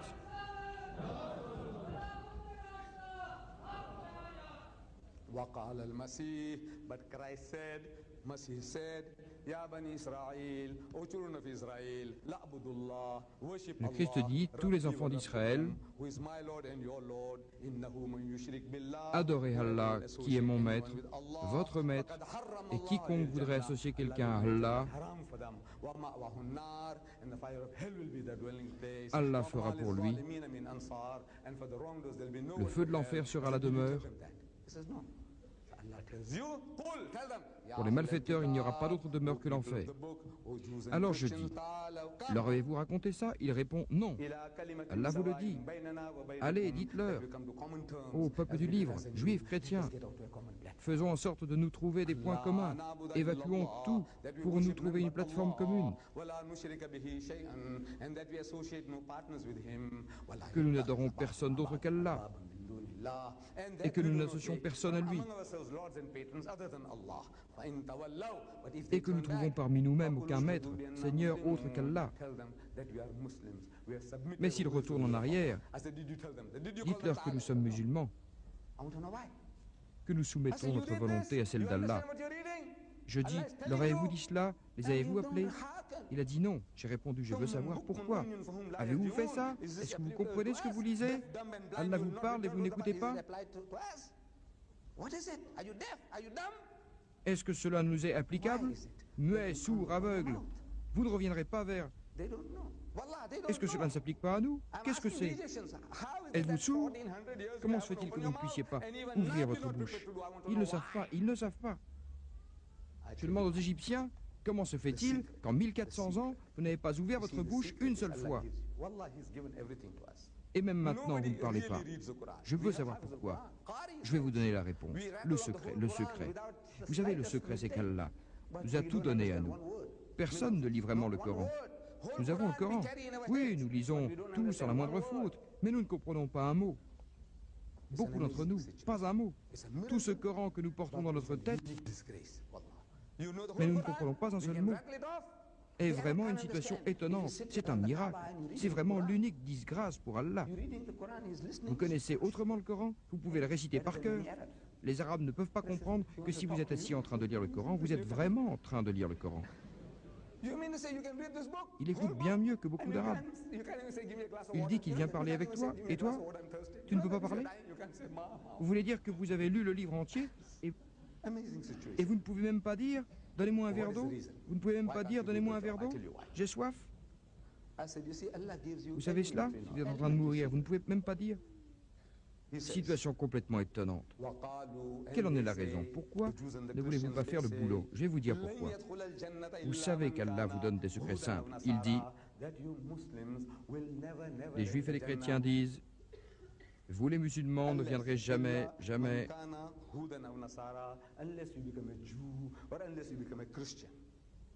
à moins que tu deviennes un juif, ou bien à moins que tu deviennes un chrétien. C'est ce que les juifs ont dit aux premiers musulmans. Suivre cet homme quelconque qui ne sait ni lire ni écrire. Vous le suivez et il va vous guider sur le mauvais chemin. Vous voulez aller au ciel? Vous nous suivez? Les chrétiens disent, si vous voulez aller au ciel, alors suivez-nous. Alors Allah dit en réponse à cela, ceci est une pensée optimiste, pleine de fantaisie et d'hallucination. Cela est dit ici, hallucination. Ainsi, jusqu'à ce que... Hallucination. Ainsi, vous leur apportiez des preuves, vous certifiez que cela vous donne droit au ciel et nous destine à l'enfer. Jetons un coup d'œil sur votre certificat. Ça, c'est un secret. Jetons-y un coup d'œil. Le fait même qu'Allah nous ordonne d'exiger une preuve, cela présuppose que quand la preuve est fournie, vous devez être capable de l'analyser. C'est bien cela que ça signifie. Une fois que vous faites cela, il n'aura plus de jambes pour rester debout. Il n'a plus aucune chance contre vous. C'est maintenant que vous devez lui demander de fournir sa preuve. Mais il a apporté sa preuve sans que vous lui ayez demandé. En 2000 langues différentes. Vous savez cela? La Bible. Je l'ai ici. Ma Bible dit ceci, ma Bible dit cela. On vous donne des Bibles gratuitement. Vous savez cela? Il y a du travail. Debout maintenant. J'ai dit le dimanche, 5000 Bibles importées d'Amérique sont distribuées lors de notre réunion gratuite. L'adresse n'était pas bonne. Elles sont allées ailleurs. C'est le travail d'Allah. Et pourtant, ils vous retrouveront, tôt ou tard. Ils vous retrouveront. Ils sont persévérants, qualité que nous n'avons pas. Ils vont persévérer et faire en sorte que vous l'ayez. Vous étiez supposé leur demander une preuve. Et sans que vous leur demandiez, ils vous diront « Ma Bible dit ceci, ma Bible dit cela ». Maintenant, suivez bien ça. Non. Qu'est-ce que vous faites? Quand Allah vous ordonne d'exiger de nous fournir une preuve, il présuppose que quand la preuve sera fournie, nous serons capables d'analyser. En d'autres termes, cela n'a pas de sens. Non-sens. Dès que vous commencez à analyser, vous découvrez qu'il n'y a plus de jambes pour tenir debout. Toutes les choses qu'il dit ne sont pas dans le livre. Quoi qu'il essaie d'enseigner n'y est pas. Qu'est-ce que vous faites? Oubliez les petits fascicules si vous avez la Bible. Vous en avez besoin comme d'un livre qui vous instruit. Comment faire avec la Bible? C'est la Bible de la parole de Dieu, du centre de propagation de l'islam à Birmingham ou bien ici à Bradford. On vous aidera. Commencez-en une ici. Cela vous fera de la littérature, maîtrisez-la, étudiez-la, aidez à vos autres frères, échangez-le avec d'autres gens. Ne vous accroupissez pas à ne rien faire, à attendre comme un canard assis qui attend que les gens se servent de lui comme une cible. Ils vous utilisent, se servent de vous comme d'une cible. Ils se servent de vous comme d'un paillasson. Le fait de manger ou de boire notre thé, de manger notre... fait de nous une masse. Est-ce cela que Allah a mis en réserve? Non. Il dit, Allah dit, le destin des musulmans et de l'islam, c'est... Il vous a donné un din, maître qui peut les appeler tous et par-dessus tout. Celui qui a envoyé son messager avec des instructions, avec la religion de la vérité, qui peut prévaloir sur tout, que ce soit l'hindouisme, le bouddhisme, le christianisme, le communisme, le judaïsme. Toutes les 15 minutes, l'islam est appelé à les dominer tous. Écrasez-les tous. Écrasez-les tous. Vous savez comment ça marche? Il me fascine quand je les vois déplacer des montagnes. C'est vous. Bulldozérisez-les tous. Et vous savez qu'Allah est le témoin du fait que cela fera son dîn, pour l'emporter avec ou sans vous. Mais bon à rien que vous êtes, il vous donne à vous et à moi l'occasion de conserver son dîn. Vous faites le travail d'un prophète et vous obtenez la récompense. Allez-vous choisir cet honneur et ce privilège? Il veut vous donner le travail d'un prophète, et vous aurez la récompense d'un prophète. Parce que si vous faites le travail d'un prophète, Allah vous paiera moins. Et si vous faites le travail d'un directeur, il vous paiera ce que gagne un balayeur. Allah n'est pas comme ça. Vous faites le travail d'un prophète, et vous obtenez la récompense d'un prophète. C'est votre destinée. Bulldozérisez-les tous. Pas avec un fusil, ni une grenade. Si vous avez un fusil laser, Allah vous interdirait de l'utiliser. La contrainte n'existe pas en religion. Il n'y a pas d'usage de la force en religion. Même si vous en aviez la possibilité, vous ne pourriez pas l'utiliser. Cela n'en vaut pas la peine. Il y a quelques frères chrétiens parmi nous, quelques non-musulmans aussi. Écoutez, je vais vous piéger. Dites-la. La croyance de l'islam, qu'est-ce que c'est? Sinon, ils vont vous tuer. Ainsi, le pauvre dit, alors qu'est-ce que cela vaut? Je vous demande qu'est-ce que cela vaut? Rien, foutaise. Allah dit non. Vous ne pouvez pas faire ça. Cela doit venir de votre propre volonté, de votre propre coopération, de votre vouloir d'être ensemble, d'être des compagnons de la foi, être ensemble. Et ceci est le destin des musulmans. L'art est la manière de faire le travail. Il faut maîtriser les armes, cette arme qu'il transporte, ce livre. Il vous fait connaître son livre. Une fois que vous connaissez le livre, il est comme un enfant qui joue devant vous. C'est avec ces mots, mes chers frères, que vous lanciez ce défi. Donc l'islam est un défi qui leur est lancé. Et pour nous, c'est le monde entier qui est un défi. Et notre destin est de changer le monde pour Allah. Et la façon de le faire est de maîtriser l'arme de l'ennemi. La guerre est faite de stratégie, et la stratégie exige que vous utilisiez l'arme de votre ennemi. Et l'arme qu'il utilise, c'est le livre, la Bible. Maîtrisez le livre et vous arriverez au sommet.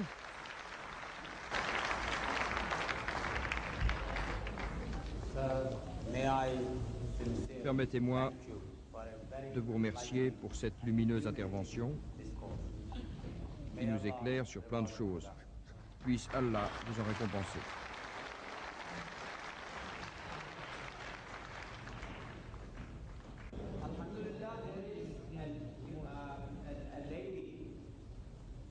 Il y a une dame parmi nous qui, je pense, est anglaise et chrétienne. Elle souhaite adhérer à l'islam.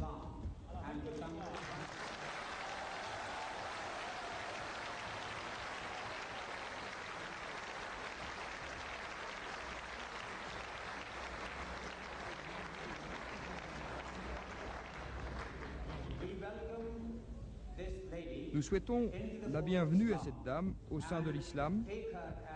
Accueillez-la comme notre sœur.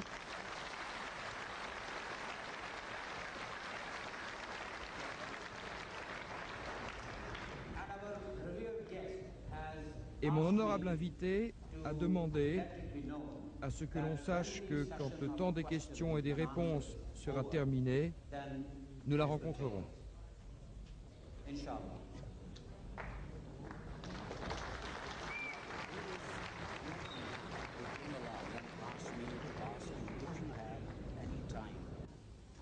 So,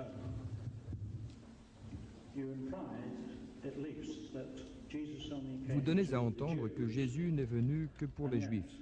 he said to one of the Pourtant, leading Jews, Il dit à un dirigeant so juif loved the world, que Dieu aimait tellement le monde, us all, donc cela nous inclut tous, that if you qu'il believe lui avait on donné him, son you Fils, shall not perish.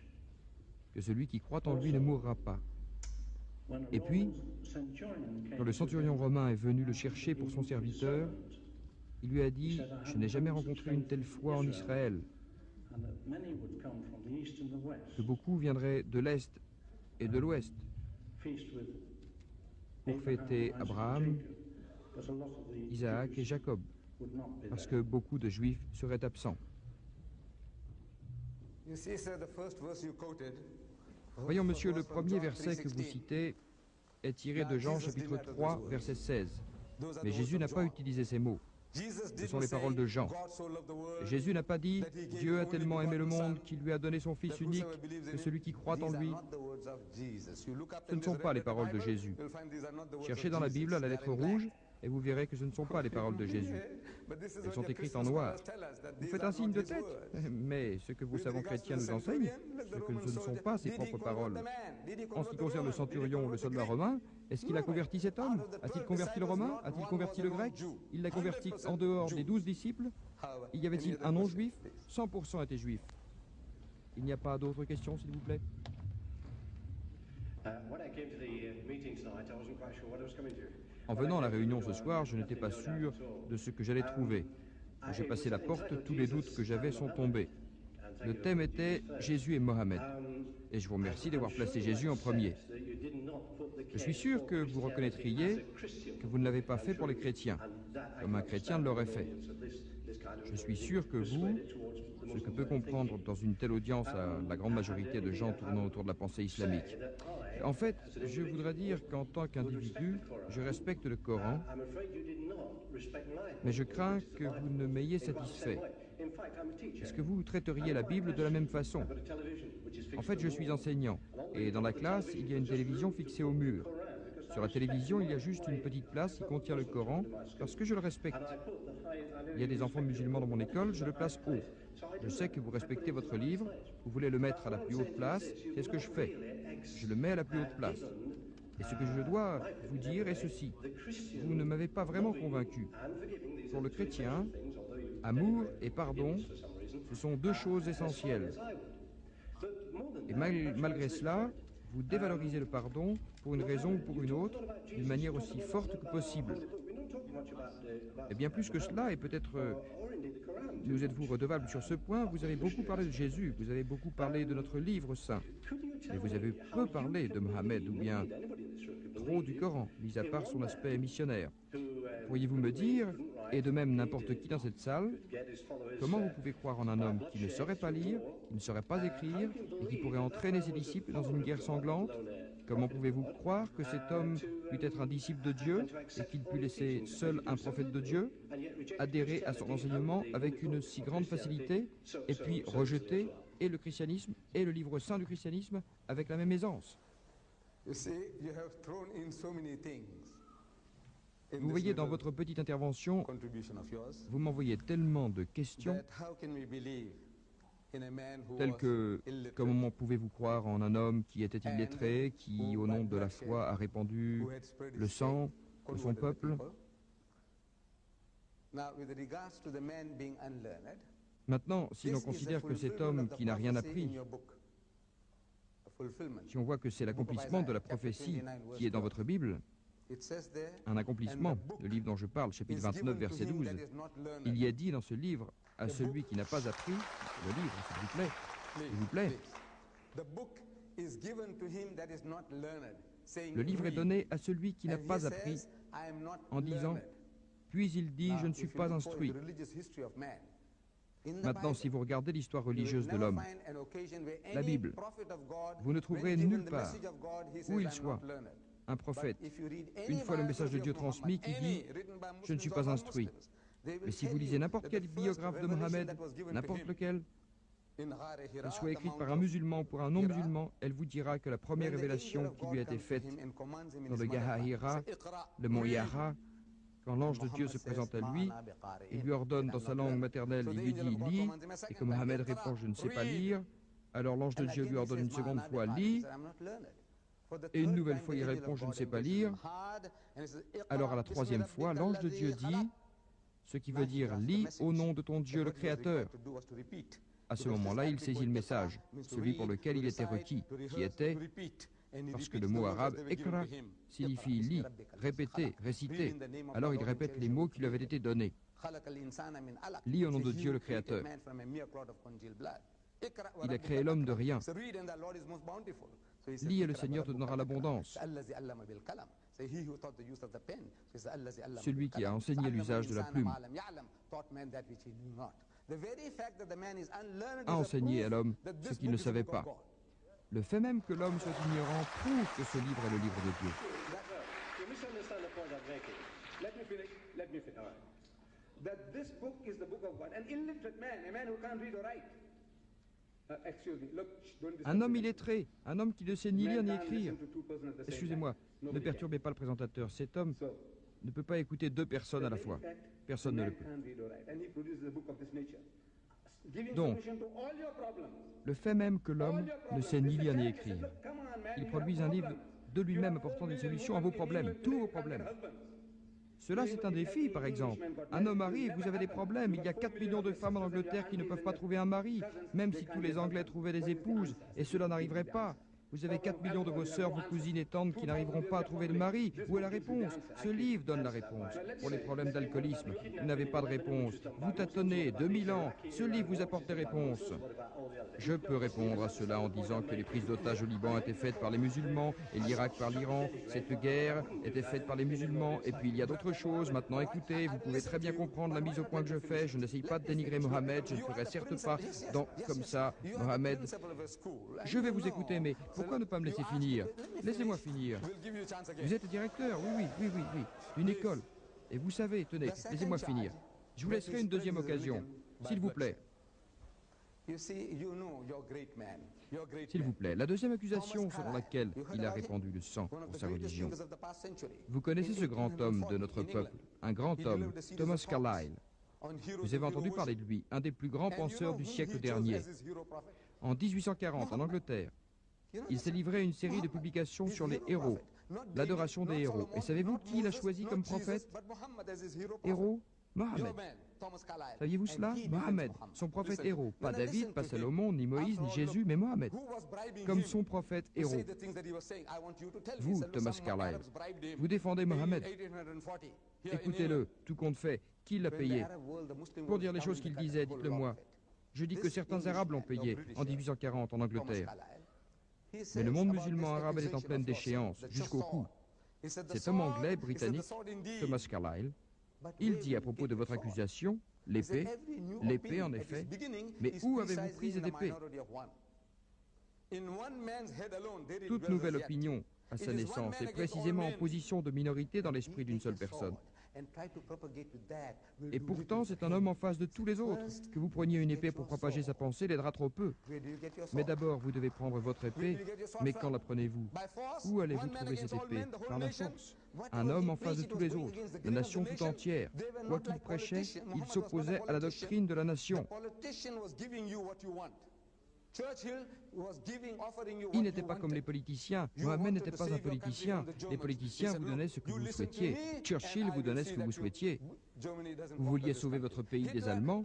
Il a dit, écoutez-moi, je veillerai à ce que l'Allemagne ne conquiert pas ce pays.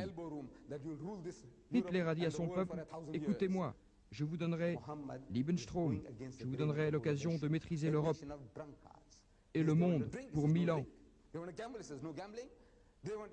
Mohammed s'opposait à la doctrine de la nation tout entière, une nation d'ivrognes.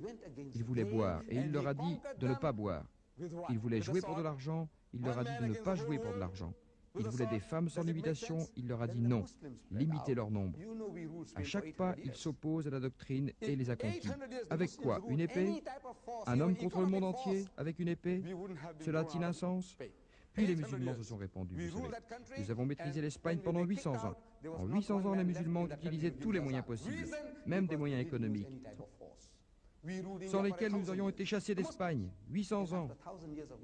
Nous avons maîtrisé ce pays. Et quand nous avons été expulsés, il ne restait pas un seul homme dans ce pays pour donner. La raison?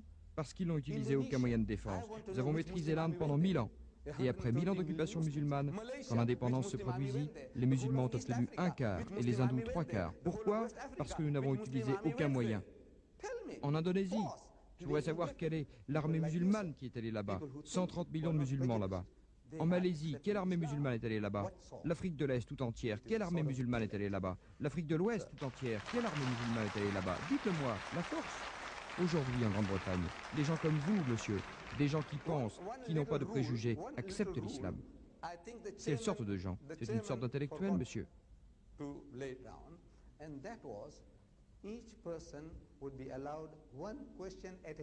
Un petit principe, que le président, je pense, a oublié de développer. C'est que chaque personne n'aura le droit qu'à une seule question à la fois. Non. C'est-à-dire une question à la fois, et la personne regagne sa place et attend de nouveau son tour. Puis-je juste vous remercier d'écouter que Jésus est le Seigneur. Amen.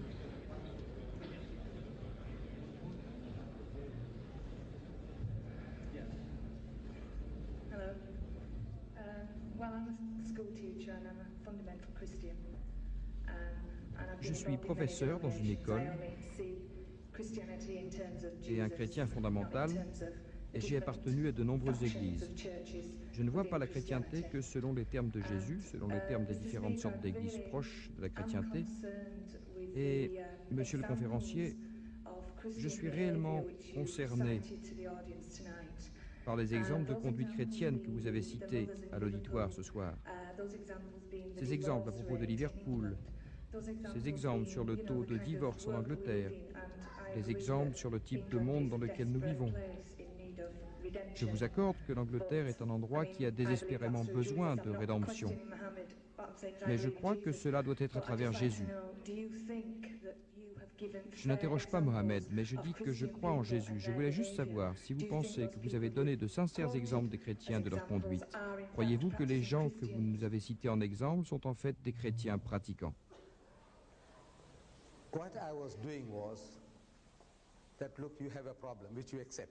Ce que je disais, je voulais dire, voyez-vous, que vous avez un problème. Vous acceptez d'admettre que vous avez un problème. Non, les chrétiens n'ont pas de problème. Les gens en Angleterre ont un problème. Les chrétiens en Angleterre, en Amérique, dans le monde entier, vous avez certains problèmes. En Afrique du Sud, ils ont certains problèmes. Non, les chrétiens n'ont pas de problème. Je crois que là est votre problème. Votre problème est que vous considérez notre culture sous un certain angle, supposant que nous avons l'esprit chrétien de naissance, que la reine, qui est le chef de l'Église en Angleterre, je ne sais pas si la reine est une chrétienne convaincue, je ne sais pas si le Premier ministre est un chrétien convaincu. Je souhaite profondément qu'ils deviennent des chrétiens convaincus, parce qu'ils sont les seuls capables de diriger le pays. Je pense que le problème est que lorsque vous assumez un peuple, vous vous posez en exemple, divorce et tout ça. Alors vous êtes dans des eaux très dangereuses parce que vous êtes vraiment en train de condamner des gens qui ne sont pas chrétiens du tout. Comprenez-vous ce que je veux dire? Maintenant, vous avez une réponse. Si vous êtes chrétien, chose que vous prétendez être, la reine d'Angleterre ne l'est pas. Le Premier ministre ne l'est probablement pas. Vous l'êtes. Vous dites que vous êtes né une seconde fois. Non. Vous êtes né une seconde fois. Alors, vous croyez que vous êtes chrétienne. Mais le reste de ce pays, ils remplissent des formulaires officiels. Quand on leur pose la question quelle religion, ils ne disent pas qu'ils sont juifs, bouddhistes ou musulmans, ils disent chrétiens. Ainsi, attendez, s'il vous plaît. Ainsi, ils remplissent des formulaires comme étant chrétiens. Les musulmans, quand ils remplissent les formulaires, disent qu'ils sont musulmans. Cela ne veut pas dire qu'ils sont de bons musulmans. Mais quand un musulman fait quelque chose de mal, Je ne peux pas dire qu'il n'est pas musulman. Vous voyez, c'est très facile pour les chrétiens de dire qu'ils ne sont pas chrétiens. Je dis, regardez, votre frère a commis un meurtre ou a violé quelqu'un. Comme pour un musulman, par exemple. Je me sens honteux. Je ne dis pas qu'il a été un très mauvais musulman. Je ne peux pas dire qu'il n'est pas musulman. Je ne peux pas dire qu'il n'est pas musulman. Vous pouvez vous en sortir très facilement en disant que le Premier ministre n'est pas chrétien, mais en Afrique du Sud, il n'est pas chrétien non plus. Reagan n'est pas chrétien. Sois garde s'il narguait des millions de téléspectateurs. Sois garde quand vous l'écoutez, vous et tous les nés une seconde fois, chrétiens d'Amérique, 75 millions de nés une seconde fois. Quand il l'écoutait, il l'adulait comme un chrétien. Puis il se fait arrêter. Maintenant, vous dites qu'il n'est pas chrétien? Maintenant, il est arrêté. Swagard est arrêté. Jim Baker a été arrêté. Marvin Jorman, le révérend, tous arrêtés. Alors vous me dites immédiatement qu'il n'est pas chrétien. Il n'est pas chrétien, il n'est pas chrétien. C'est une porte de sortie très facile. Mais maintenant, vous êtes chrétien et ils sont beaucoup comme vous qui disent qu'ils sont des nés une seconde fois. Vous avez une nouvelle vie, d'accord. Maintenant, vous devez fournir l'explication, la solution au problème. Vous avez 4 millions de vos sœurs, qui, si chaque Britannique se marie, resteront sans époux. Comment voulez-vous satisfaire les besoins de ces 4 millions de vos sœurs, vos tantes, qui ne peuvent pas avoir de mari? Donnez-moi la solution au problème, nous vous écouterons. Mais vous devez aller à l'arrière maintenant. Reprenez votre place, s'il vous plaît.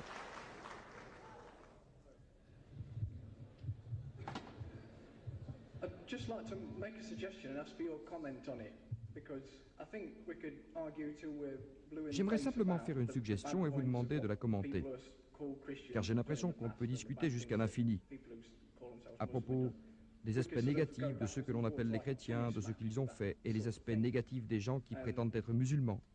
Nous pouvons en quelque sorte aller un peu en arrière et en avant, comme dans un match de tennis avec ce genre de choses. Ainsi, c'est, pour moi, vous avez des mots dans la Bible que vous acceptez comme la prophétie que vous attribuez à Mohammed et que nous attribuons au Saint-Esprit. Alors, c'est comme dans un match de tennis. Non, c'est le Saint-Esprit, non, c'est Mohammed. Eh bien, vous parlez des révisions majeures qui ont été faites. Mais la Bible, je voudrais juste que vous me répondiez à ça. Je ne suis pas un conférencier, alors ça me prend un peu plus de temps. Bon.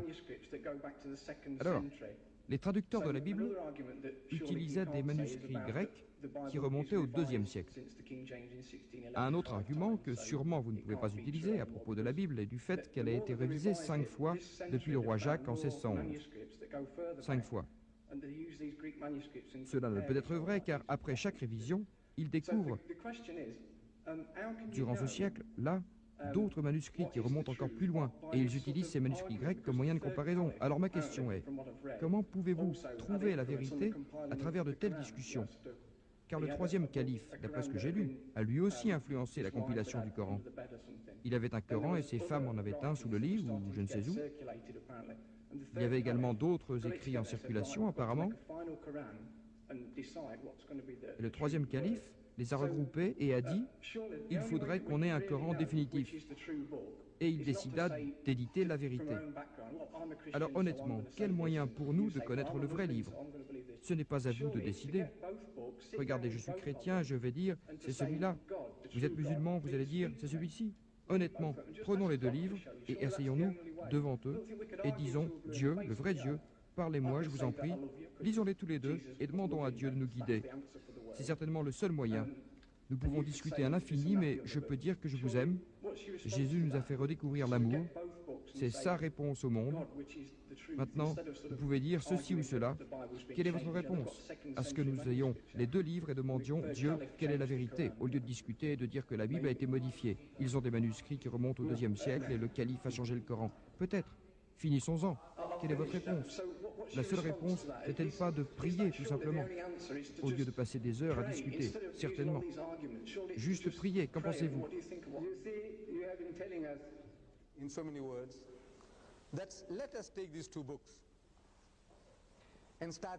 Vous voyez, vous ne cessez pas de nous dire, avec tous les mots possibles, prenons les deux livres et lisons-les pour obtenir qu'Allah nous dise. Regardez, ce n'est pas le livre de Dieu, mais ce n'est pas la Bible, mais le Coran, et vous allez écouter ce Dieu. Si vous entendez cette voix du ciel en train de vous dire que cette Bible, ce n'est pas le livre de Dieu, c'est, selon Bernard Shaw, votre grand homme, George Bernard Shaw, vous savez, l'auteur de théâtre, il dit « C'est le livre le plus dangereux sur Terre, gardez-le sous clé. Vos enfants ne doivent pas avoir accès à ce livre. » C'est ce qu'il a dit, George Bernard Shaw. Le Pentruth Magazine, le magazine chrétien venant d'Amérique, 7 à 8 millions d'exemplaires gratuits par mois, distribués gratuitement. Ils disent que la censure sera en mesure de le classer X. Je ne voudrais pas entrer dans les détails de tout ça, nous l'avons déjà fait. Mais vous, le gars qui prétend que Dieu lui parle, vous savez, Marvin Gorman, en Amérique, l'évangéliste, c'est ce qu'il prétend, que Dieu lui parle. Marvin Gorman, le révérend Marvin Gorman, il a été arrêté pour adultère et été banni de son église. Jim Baker, Dieu lui parle. Jimmy Swaggart dans ses livres, si jamais vous avez l'occasion de les lire, il dit que Dieu lui parle. Il lui dit mon fils. Il lui dit ce qu'il doit faire et ce qu'il ne doit pas faire. Dieu Tout-Puissant ne lui a pas dit par exemple de ne pas aller chez les prostituées 2 fois par semaine, 2 fois par mois, non. Alors, qu'est-ce qu'ils faisaient là-bas? Les gens qui prétendent que Dieu leur parle ont une sorte de maladie. Ils ont besoin d'un psychanalyste. Le type qui dit maintenant Dieu, parce que Dieu ne parle pas comme ça. Il ne vient pas vers vous, Tom, Dick ou Harry, et leur dit pas ce livre mais l'autre. S'il faisait ça, il le ferait avec tout le monde. Tout le monde aurait suivi le Christ ou aurait suivi Mohammed. Dieu ne fait pas cela. Il vous a donné l'intelligence. Il vous a donné l'intelligence et cette intelligence, vous devez l'utiliser. Et ce que j'étais en train de vous expliquer, il y a un cas dans lequel Jésus-Christ fait une prophétie au cours de laquelle il dit que quelqu'un viendra et vous guidera vers la vérité. Vous dites que l'esprit de la vérité est le Saint-Esprit. Cet esprit est le Saint-Esprit. Je dis maintenant, regardez, qu'est-ce qu'il a enseigné de nouveau en 2000 ans? Personne ne viendra pour donner une réponse. Vous avez des questions, là, ce jeune homme là-bas, il prend ça comme excuse pour donner sa carte, il est resté sans voix, aucune question à poser. Il y a quelque chose qui ne va pas, on dirait que le Saint-Esprit fait taire les gens quand ils viennent au micro pour poser une question. Que se passe-t-il? Vous avez l'esprit en vous, mais personne ne pose de questions. Je dis, regardez, le moyen c'est le Coran. Le Coran nous dit comment trouver. Ce livre confirme ce qui est correct dans votre Bible et corrige ce qui est erroné. Il vous corrige et vous enrichit.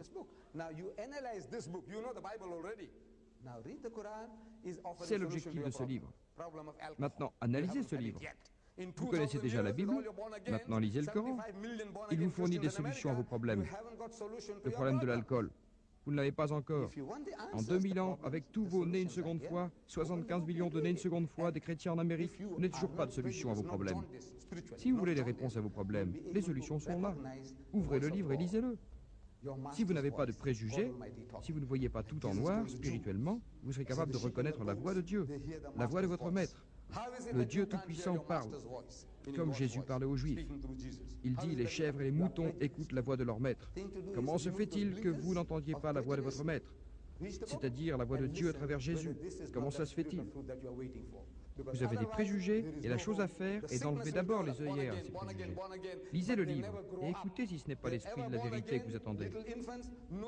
Car autrement, il n'y a point d'espoir. La maladie va se développer. Nés une seconde fois, nés une seconde fois, nés une seconde fois, mais ils ne grandissent jamais. S'ils sont nés une seconde fois, de petits-enfants, personne ne grandit. Alors mon fils, le moyen c'est d'agir. Tu n'attends pas que Dieu vienne te parler du ciel, car ce département est fermé. Ce département est fermé. Il vous a donné les livres, jugez par vous-même. Voilà la réponse.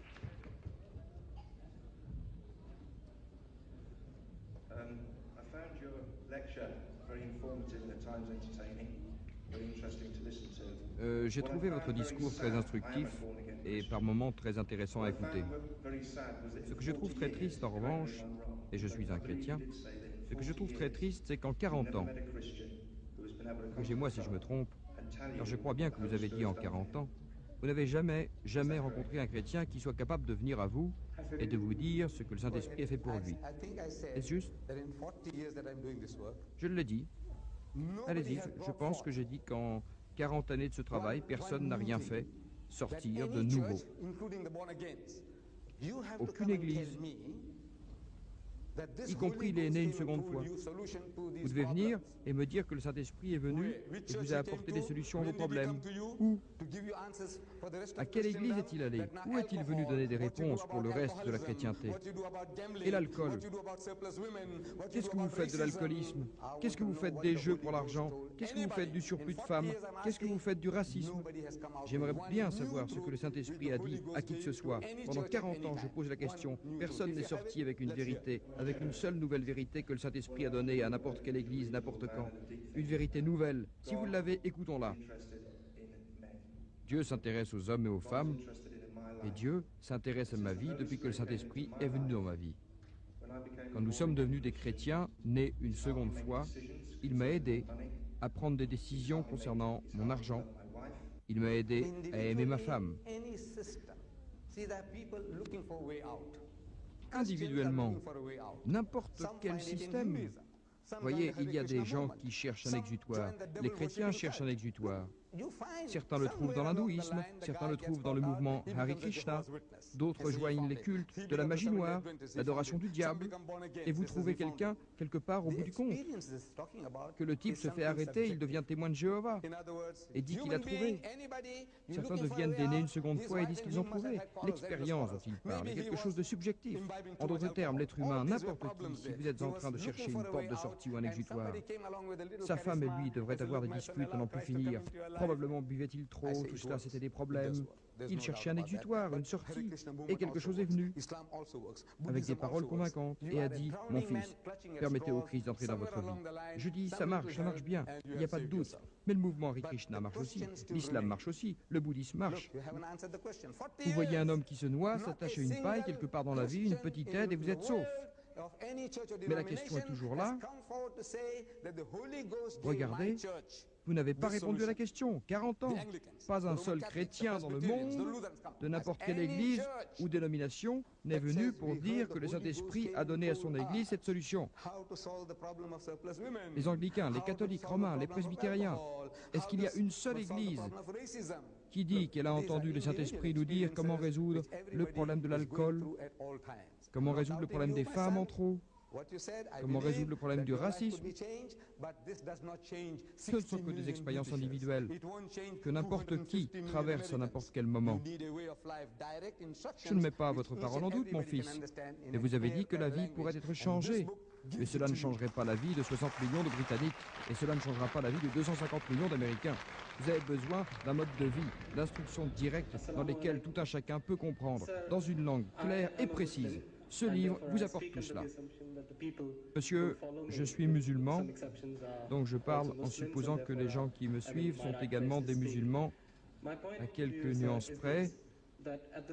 Donc je suis... Le problème est qu'au début de votre honorable discours, magnifiquement préparé et très recherché, vous avez fait référence à Jésus-Christ comme... Je suis musulman et comme vous, je crois en lui comme un véritable prophète de Dieu. Au fur et à mesure de votre intervention, j'ai eu l'impression, peut-être étais-je la seule personne à avoir eu cette impression, et peut-être d'autres personnes vous ont-elles écouté avec un esprit large, comme je l'ai fait moi aussi, ou du moins comme j'ai essayé de le faire moi aussi. J'avais l'impression que par moments, sauf votre respect, vous aviez l'air de vous moquer. Vous aviez l'air de vous moquer de son enseignement. Donc je pense que si cette impression est juste, lorsque vous parliez, vous aviez non seulement, encore une fois, sauf votre respect, non seulement vous vous contredisiez, mais en plus, vous avez mal présenté les enseignements de l'islam, qui sont, sauf votre respect, dus à tous les vrais prophètes d'Allah. Quel commentaire pouvez-vous apporter à cela ? Avant de vous éloigner du micro, vous voyez, vous avez fait une allégation selon laquelle je me serais moqué de Jésus. J'aimerais que vous me donniez un exemple. Rendez-vous compte, j'ai parlé pendant plus d'1 heure. Vous pouvez donc me donner au moins un exemple. Laissez les gens entendre comment je me suis moqué en tant que musulman. Un seul exemple. Laissons-le écouter. Comment pourrais-je m'exprimer?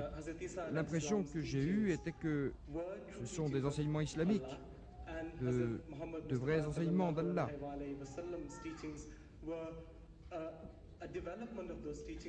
Des enseignements qui développaient les autres enseignements. Une expansion des autres enseignements. Comme vous l'avez si bien dit, au monde entier. Mais la manière dont vous avez conduit votre discours et la manière dont vous vous référez au long de votre discours, il n'y a pas d'exemple particulier tel que je puisse vous donner. J'ai parlé pendant 1h15 et vous êtes incapable de me fournir un seul exemple de moquerie? Mais vous avez dit que ces enseignements étaient incorrects. Arrêtez. Bon, écoutez, ceci est de l'hypocrisie au plus haut niveau.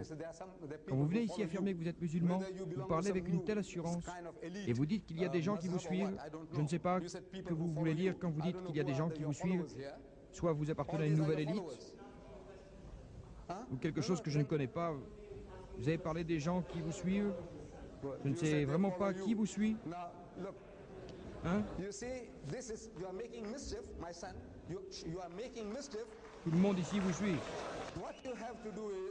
Non, non, non, non. Vous avez dit qu'il vous suivait. Alors vous voyez... Alors vous voyez, vous êtes un mauvais leader, mon fils.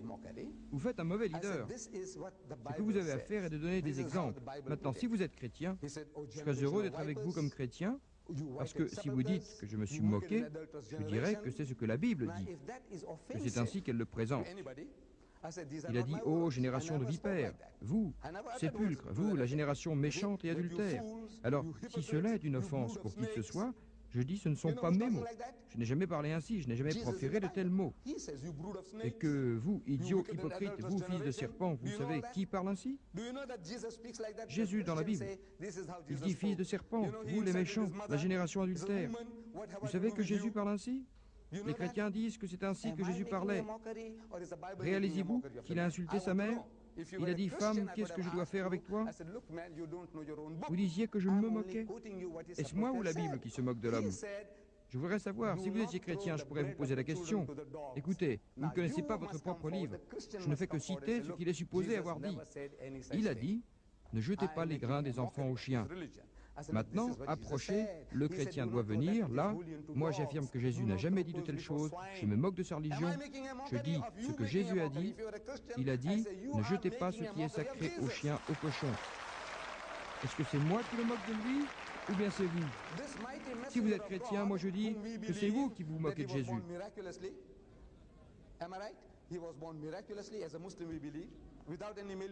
Ce puissant messager de Dieu duquel nous croyons qu'il est né miraculeusement.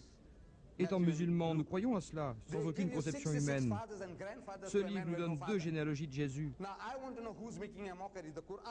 Matthieu et Luc vous donnent 66 pères et grands-pères, un homme qui n'a jamais eu de père. Maintenant, j'aimerais savoir qui se moque. Le Coran ou la Bible? 66 pères et grands-pères pour un homme qui n'a pas de père. Et parmi les 2 livres donnés à Matthieu et à Luc, il n'y a qu'un seul nom commun entre les 2. Joseph, le menuisier. Il n'est pas supposé être là parce qu'il n'est pas le père de Jésus, n'ai-je pas raison? Même étant musulman, il est supposé être le père de Jésus-Christ. Luc le dit. Luc dit, Jésus était supposé avoir 30 ans lorsqu'il a commencé à prêcher. Jésus, fils de Joseph. Il est le fils de Joseph. C'est ce que Luc dit. Les mots sont là. Puis, entre parenthèses, étant supposé. Si vous posez la question à n'importe quel universitaire chrétien sur ce que signifient ces mots entre parenthèses, il vous dira que Luc, dans ses manuscrits, des Codex Sinaiticus, Codex Vaticanicus, Codex Alexandrianicus, ces mots ne s'y trouvent pas. Ces mots ont été ajoutés par les éditeurs. Donc Luc a dit que Jésus était le fils de Joseph, étant supposé. Est-ce que ce sont vos mots, des mots de l'homme? Qui se moque de Jésus, les musulmans ou les chrétiens? Alors vous voyez, vous, en tant que musulman, c'était très injuste de votre part. L'injustice vient de vous. J'aurais préféré entendre ça d'un chrétien, alors je vous aurais présenté toutes ces choses.